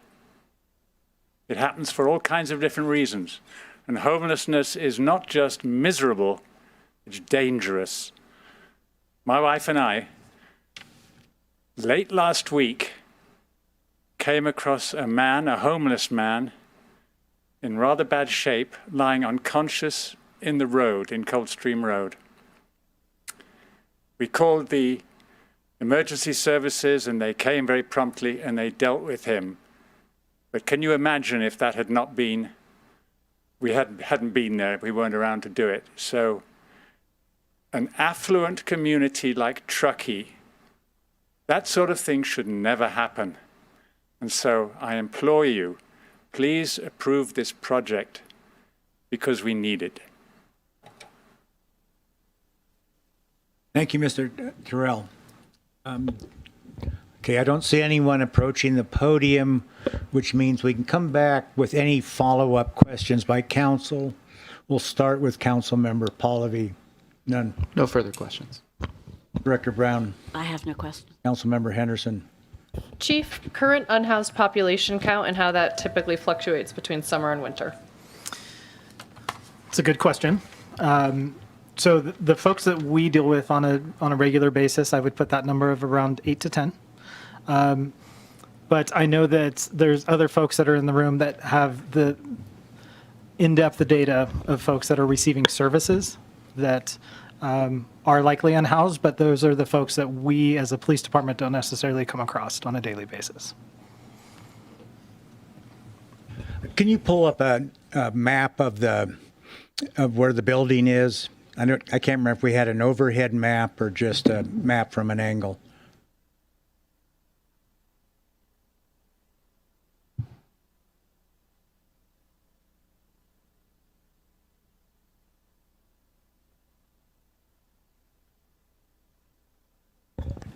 Okay, so looking at that map, it looks to me like the building faces the north towards the Chevron station and yeah, the Chevron station. Is that correct? Correct. And Yeah, that's where that's where the entrance is. That's correct. And there's a fence behind the building between the building and the condominiums. Yes. And there's no entrance or access on the backside, on the condominium side? I believe I heard that there was a gate. There's a gate. There is a Okay. gate. And that gate could be locked? Yes. Okay. And then the parking is on the north side as well? Yes, it looks like the north and the east side. Okay, so all the access is on the north side away from the condominium? That's correct. Okay. And then my next question has to do with the neighbors being involved in how to protect themselves and the tenants there. I thought I heard Travis say there's their intent to meet at least once a month with the neighbors, be available once a month. And I understand the THAC meeting will be open to the public at least once a month. Yeah, and if I can make a recommendation with that, as far as engaging with not only the community members that are homeowners that live in that area, but also the businesses that are in the area, I think it's important for the THAC group to engage with them probably more consistently than a monthly basis, especially if this gets approved and when it becomes occupied, to engage with them and to meet with them and to talk about it, because the stuff that they're talking about as far as mitigation plans, the drug and smoking, the parking, the noise, trash and glass, and the safety at the bus stop, those are real important things that we as a community and we as a THAC group, I think, from me working in this profession in this town for the last 22 years, if there's a community that can do it, it's Truckee. And I think we have the support and the community buy-in to do that. So that's what I would recommend. Okay. One of the commenters correctly pointed out that I didn't say essentially neighborhood satisfaction would be one measure of success. Now, there is a good neighborhood policy which is directed at protecting the neighborhood. Is that correct? Yeah. Okay. That would be through VOA, and we would work with VOA to set those metrics of what success looks like, the entire THAC group, and by all means continue to invite the community to attend those meetings and hear their input. Okay, thank you. Those are all my questions. Director Alice Wong. I have no further questions. Thank you. Councilmember Romack? I did, there were community member comments around there's currently people sleeping at bus shelters and on doorsteps. And I think it was said already, but can you confirm currently when there's no other space, the police, yes, you can make them get off private property, but you can't really make them go anywhere else. So if there is a shelter that would give an opportunity to move people out of bus stations? Yes, that's right. We would be able to direct them to the shelter. Okay. And off of public property. Thank you. Director Chamberlain? No further questions. Vice Mayor Klostad? No, thank you very much, Councilmember Romack and Mayor, for your questions and clarifications. That satisfied my requests. Okay. And Chair McGarry? No further questions. Thank you. Okay, with no further questions, that means we can go into a joint deliberation. As I mentioned, we have 4 categories.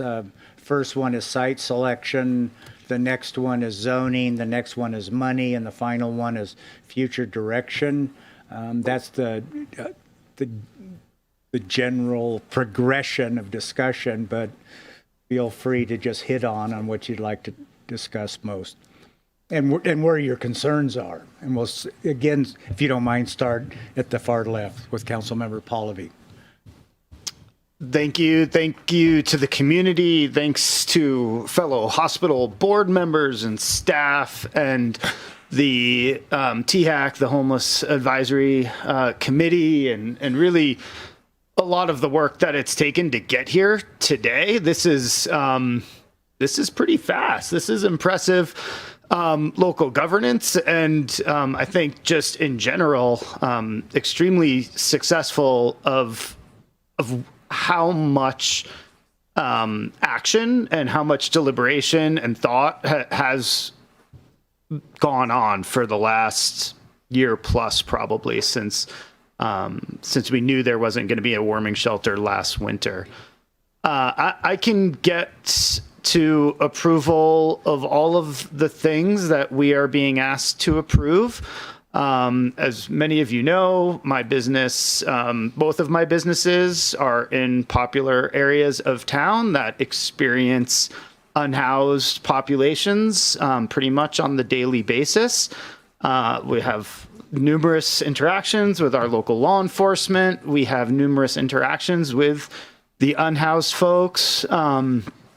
And it's a challenge that this community has to tackle, and we cannot continue pushing things off every single time we find a location or every time we have an opportunity. I do believe this is a trial opportunity. It's a 1-year lease. We're not committing to anything for 20 years by any stretch of the imagination. We're here to solve problems. And we're here to sort of just manage the efficiencies of our entities and our organizations. And I think that's partially what I really appreciate about this joint meeting. I think it's fascinating to hear how these impacts are really intertwined in so much of what we all do. So I can get behind all of this. Is it ideal for everybody? Absolutely not. Is it a compromise? Absolutely. We've talked about model A and B. I think staff has brought us these different models and different updates 12 different times. And I don't even remember what model A and B were anymore, but I'm really happy that what we have in front of us is really meant to satisfy so many different issues that we as a community are facing. I also really think it's important to highlight this as a stepping stone into the supportive housing that is coming online. I think that's incredibly important. We've had some unfortunate circumstances around some of the other types of truly affordable housing in this community, and I'm very hopeful that we are learning from from that history, and this is sort of yet another positive step in that direction. I'd like to offer, and I appreciate you letting me go first, because I am going to offer a slight amendment to, can you go to the second page, Chief, or whoever? So the amendment I would like to offer, nope, back one. I know it's a little sticky there on the uptake, is going to be the expediting of permits. And that's primarily due to the timing of all of this. So I have some personal experience here, and the reason why I'm going to do this, I'm going to be really brief in explaining why. What I would like to add to this is, if we need to expedite anything, that we authorize town staff with up to $20,000 in third-party planning consultant work if needed, in order to continue the processing of all permits that are currently in the system at the rate that they are expecting. And that's really important to me for one very specific reason. The time that this is going to be happening is going to be coinciding with our holiday period, which is a very high business activity period in our community. And the difference between 1 week of a permit being approved to 4 weeks of being a permit approved, let's say you're expecting your permit to be ready to go on November 20th, right before Thanksgiving. And this is specifically for tenant improvement permits specifically. Sorry, let me take that back one step. Specifically for tenant improvement permits. As far as other land use permits are concerned, I'm okay with however we want to expedite that, and I trust staff to do that. This is for tenant improvement permits for businesses in our community who are trying to get open and are up against a clock, primarily for the holiday season and potentially for their rent start date. So the way tenant improvements work is generally the tenant is responsible for said improvements, and you're up against a clock until you actually can put $1 in your register or whatever it is you're doing to collect money. You have to be able to get open. If this was happening in any other time of year, I would sort of be less strong-willed on this one, but because it's this time of year and weeks cost a huge amount of expense in our business community, it is incumbent for us to do everything we can to get those businesses open in the fashion that they had been expecting when their permits were applied for. And that's going to be my amendment, is $20,000 to authorize town staff to do what they need to do for tenant improvement allowances. Otherwise, I'm in support of all the bullets in front of us. Thank you. And thank you to everyone for all your work on this. Before we go to Council Member Henderson, this is pretty much a town question, so I'm going to go ahead and skip you, Director Brown. This never came up during council questioning of staff, and so I'm going to briefly reopen the council questions in order to give staff an opportunity to address this $20,000 authorization. I believe it would be discretionary for the staff to hire third-party operator to help with tenant improvement permits. Yeah, as I understand it, Councilmember Pahlavi's desire is to ensure that any other party who's already in the system trying to get a tenant improvement permit is not harmed by expediting this permit for this project. And I think with I'll ask Danielle to correct me if I'm wrong, but I think if council authorizes up to an additional $20,000, it could be used most likely for third-party plan check services. Should that be needed, that we can accomplish that. And Danielle, if you disagree. Yeah, you could authorize that. I'm not sure it's going to be necessary because we already, in our budget, have about $150,000 set aside for plan review. And when someone comes in and we, decide we have too much workload and we send it to third party, we're still collecting a portion of that within the building department, and then the rest of it's going to pay third party. So that's all part of the budget. But if you feel like that's something that would help ensure that things all are processed Because consistently? I don't care where the funds come from. You can use whatever funds you want. I just want to ensure that all permits are processed in an equal and timely fashion. And I only support expediting if there's a way to expedite that doesn't harm existing permits in the process. And I only bring that up because it was very clear in our question and answer prior to the meeting that should something be expedited, something else falls off the plate. We get told that every single council meeting. Yeah, so I'm trying to say, I don't want anything to fall off the plate. I want all permits processed in a timely manner. Staff, do whatever you have to do to get that done. Yep, that works. And I think I think based on Danielle's comments, the budget amendment or additional budget authority is probably not needed.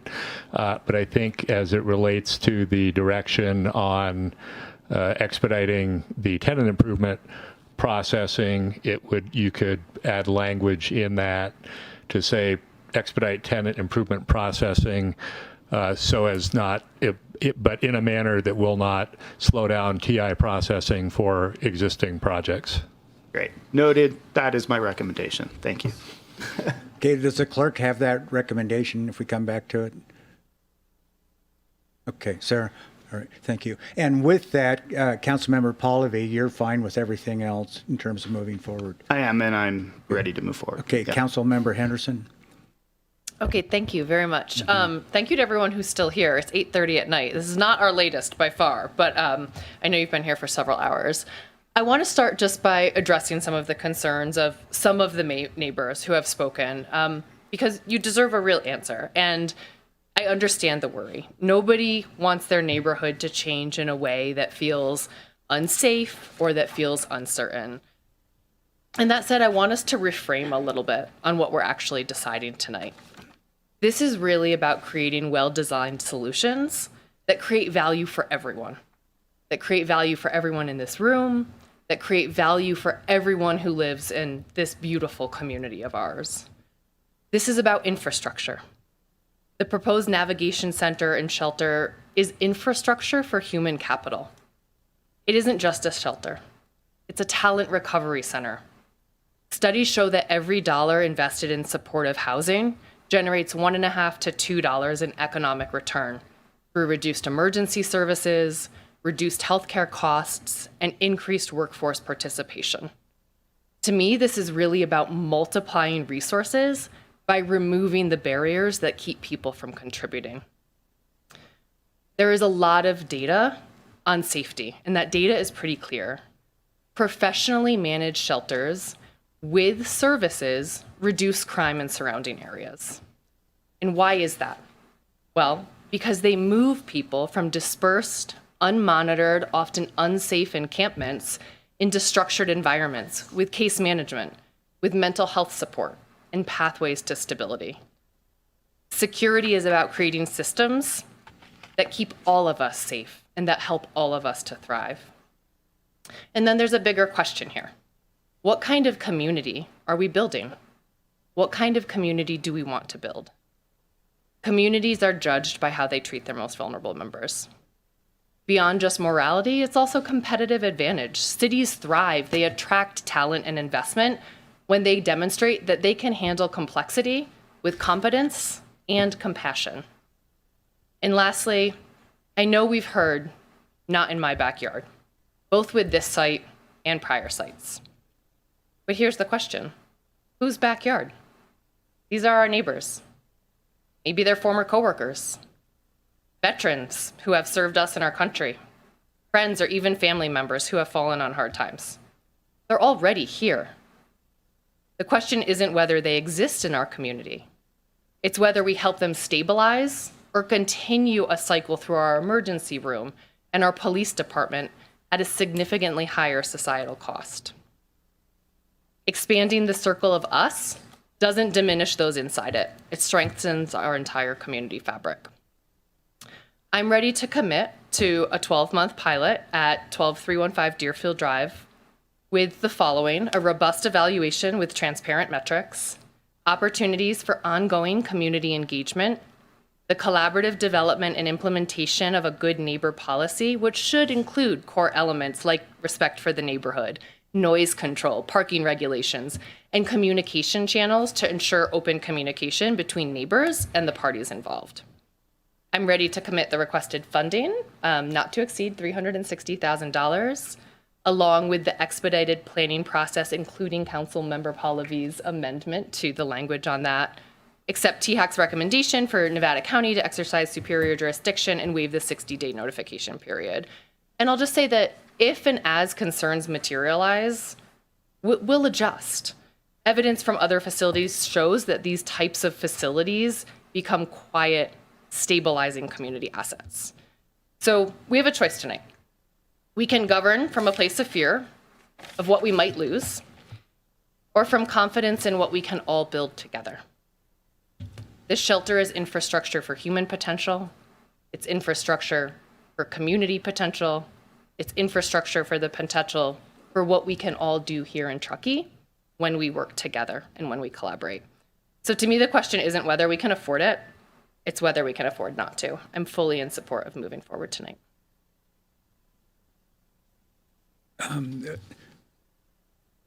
I generally followed what you said, and I think I generally agree. I'm trying to reduce it down to writing what we're actually adopting. When we see something on the screen, I heard you say you want to assure continued neighborhood involvement, to assure that neighborhood success is one of the success elements. I don't know quite the words, but I need some language here, because it sounds like you're not satisfied with the recommendations as written. No, I think I am. I mean, one of them is, direct THAC to evaluate the success of the pilot, right? I said specifically a robust evaluation with transparent metrics. Okay. That aligns directly with that. And you're then fine with Councilmember Pahlavi's amendment? That is what I said, yes. Okay. For my part, I agree with the other two council members. I'm going to note that Travis Sandifer, on behalf of VOA, said he wants to meet with neighbors every month. I endorse that. Also, the THAC meets monthly in public meetings. I endorse that. I think that is embedded in the 6-month evaluation, but it's talking about appearing monthly. I think the only hesitation about a neighborhood advisory group is the logistics and the efficiency involved in that. And I'm not aware of a neighborhood group existing right now. I'm aware of individuals who submitted nearly identical comments to the Planning Commission. And I don't even know if they're in an HOA or not, if there's already an existing structure by which to participate. But you can get the sense that the council appreciates protecting the neighborhood. We want to see that happen. And for now, at least 3 of us, I think, see that already being included in the recommendations. And so I'm ready to move ahead with it, approve it with the amendment recommended by Councilmember Pahlavi as well. I would just add, one of the recommendations is specifically provide direction and approve the proposed 120-day Navigation Center pilot community engagement and communications plan. That's what we're supporting, right? I think that's what we've said we support. We're getting into some detail on what exactly that is. We've provided some direction on what that should look like, on the robustness of it, on channels for communication. But I think that aligns pretty directly with that recommendation. Okay, great. I agree. Okay. Councilmember Romack. Yeah, thank you. And thank you, Councilmember Henderson. I was going to point out the same thing, that was part of our requested action. I did, similar to my fellow council members, just want to thank everybody involved in this process, who's in this room, who served on THAC, who is a staff member that has provided support. I think this has been, again, an incredible model for how we can collaborate together. And this history-making collaborative meeting, I think, again, this is great. We're all one community. So when we can work together and hear the challenges that another special district is facing with the challenges of homelessness on hospital services, that's hugely impactful. So thank you to staff for making this happen tonight, and for the hospital board for participating. did want to highlight again. I think this is great for our community. And then, yeah, I'm fully in support of moving forward. One other thing I wanted to highlight too is I know, Chief, you have come to council multiple times, and early on in the process, it was Model A, which I know Councilmember Pallavi, you forgot, but that was just the interim beds, which is not what we had initially heard from our community. When there was more robust conversation earlier this year, it was really, we want a shelter and we want a navigation center. So again, thank you to everyone involved in THAC and VOA for stepping up to really get to what the community was asking for months ago. So again, just credit to everybody who we thought we could only go one way and we found a way to go the other way that the community was asking for. So just kudos to everyone for making that happen. And then I think, yeah, there's a lot of data to be gathered and a lot of metrics to understand of impacts across a variety of realms. And having this 1-year pilot will really give us the opportunity to gather that data and see what the impacts are to neighbors, to our hospital, to our public safety officers, so we can make better decisions moving forward. And then fully in support of, the $360,000 for this one-time funds.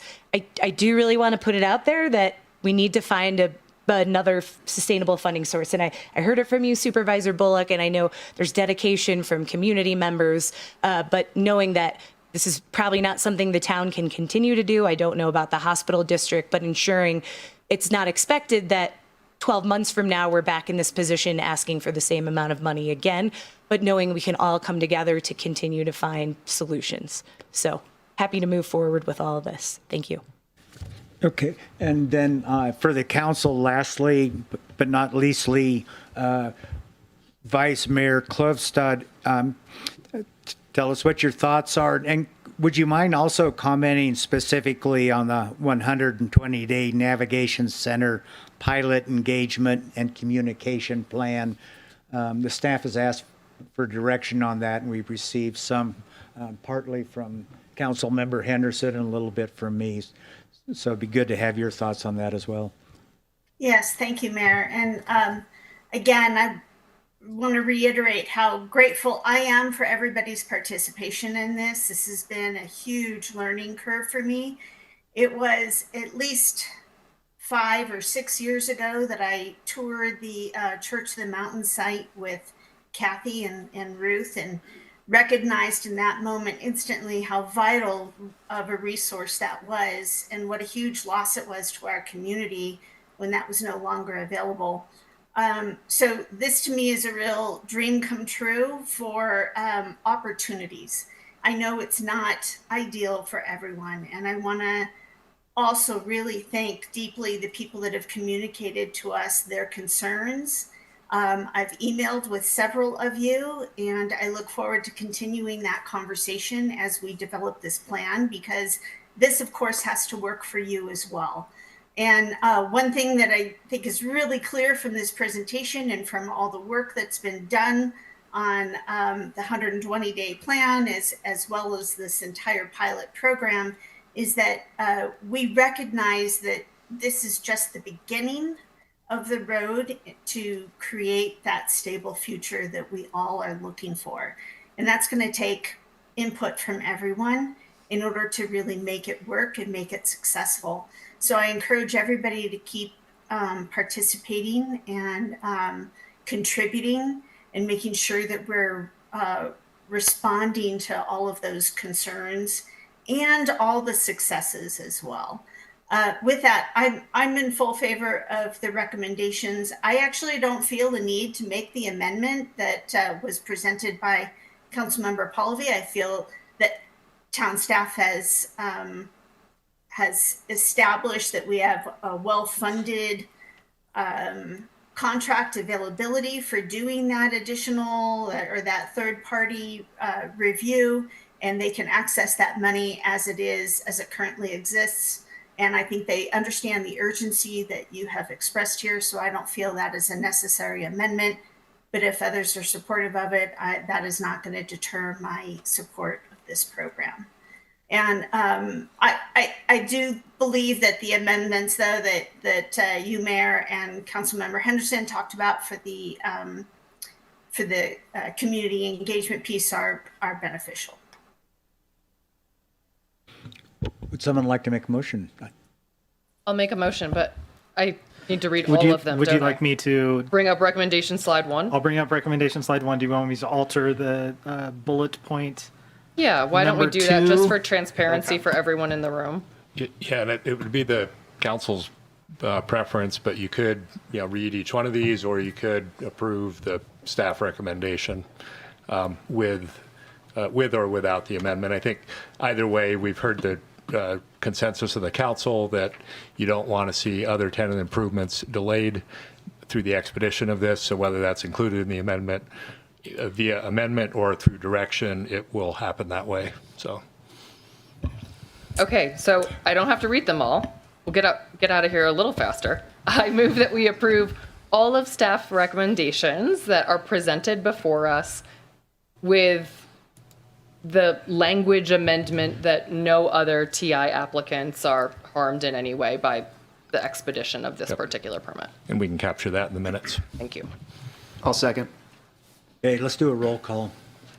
Thank you. Councilmember Romack? Yes. Councilmember Henderson? Yes. Councilmember Pallavi? Yes. Vice Mayor Klofstad? Yes. And Mayor Zabriskie? Yes, Okay, motion passes. unanimously.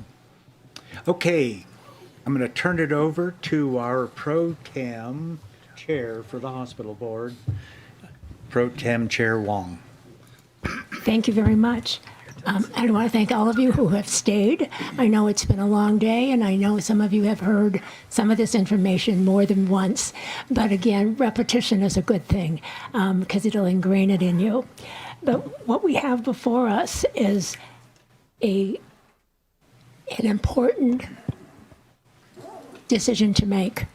It's important to not only those that we're going to serve in the homeless domain, but also our community.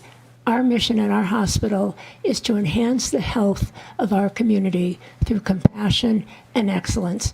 And the unhoused are part of our community. And so we want to do our share of doing this due diligence is to get this shelter put in place.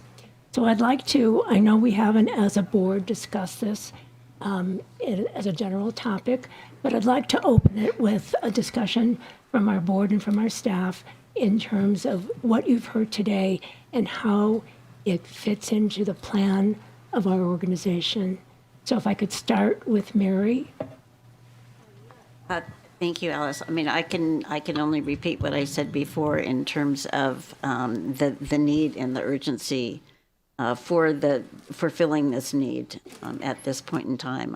I don't have any reservations about this whatsoever. Operationally, I think there are questions that need to be answered, and those will be addressed through Travis and the VOA and the HOA and what have you. But I have no reservations about voting for this authorization. Thank you. I just want to make a comment about the urgency. Things came aligned very quickly. We had a partnership, the hospital, the town, the county. We had a place. That hadn't happened in the past 2 years. So again, that feeling of urgency is because now they're aligned. And to make it happen, we've got to make a decision this week.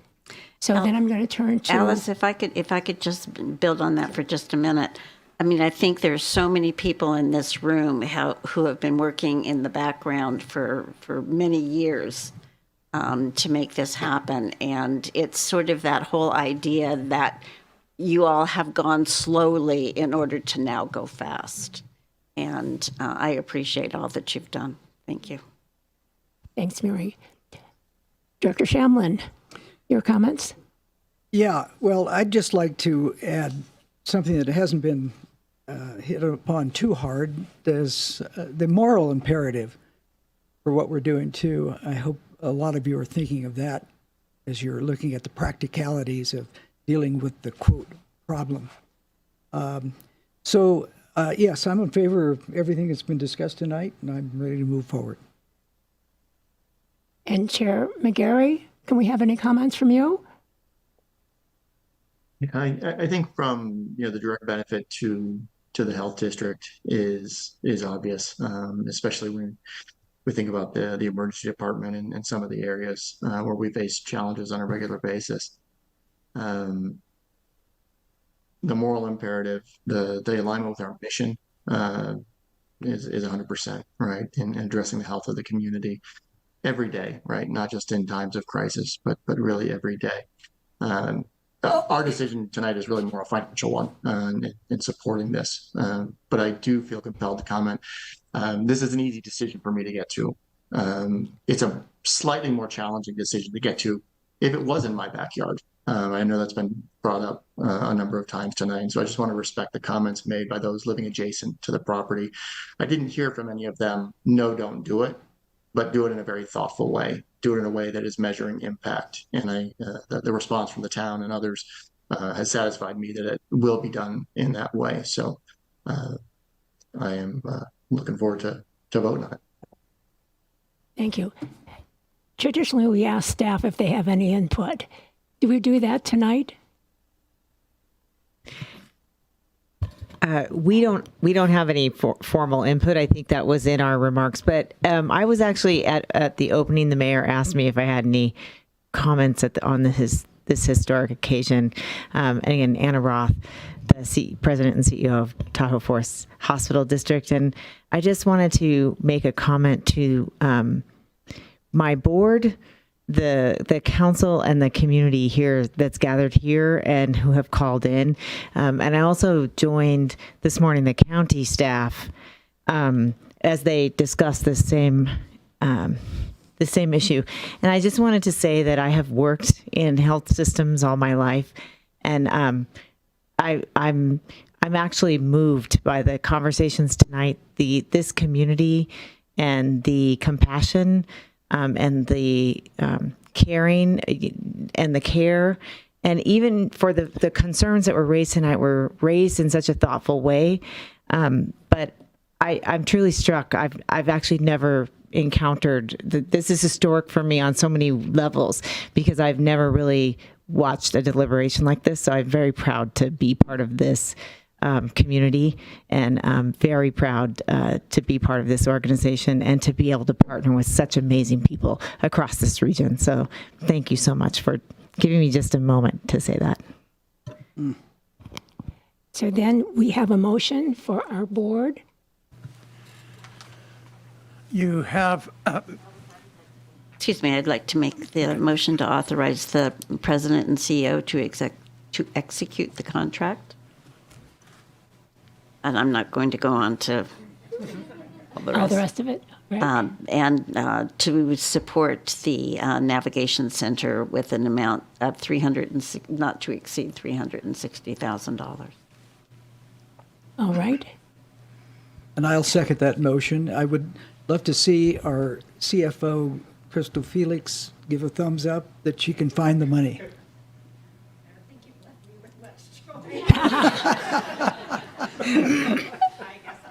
Yeah. Thank you. Can I have a roll call vote, please? Yes, Board Member Wong? Yes. Tim Wong, okay. Board Member Brown? Yes. Or Director Brown, apologies. Yes. Director Chamblin? Yes. And Chair McGarry? Yes. Okay. Okay, so that the hospital is in. Passes 4-0. All right. Anything further from the hospital? Nope. It's been grand working with you. This joint session stands adjourned. Wait a minute. Mayor, just a housekeeping item. In our excitement to move to this topic, I think we may not have taken general public comment for items not on the agenda. Kind of grazed over. Okay. Thank you. Thank you, though, for checking. Let the record reflect that. Okay, we're adjourned. We kind of hinted at it, but now it's official.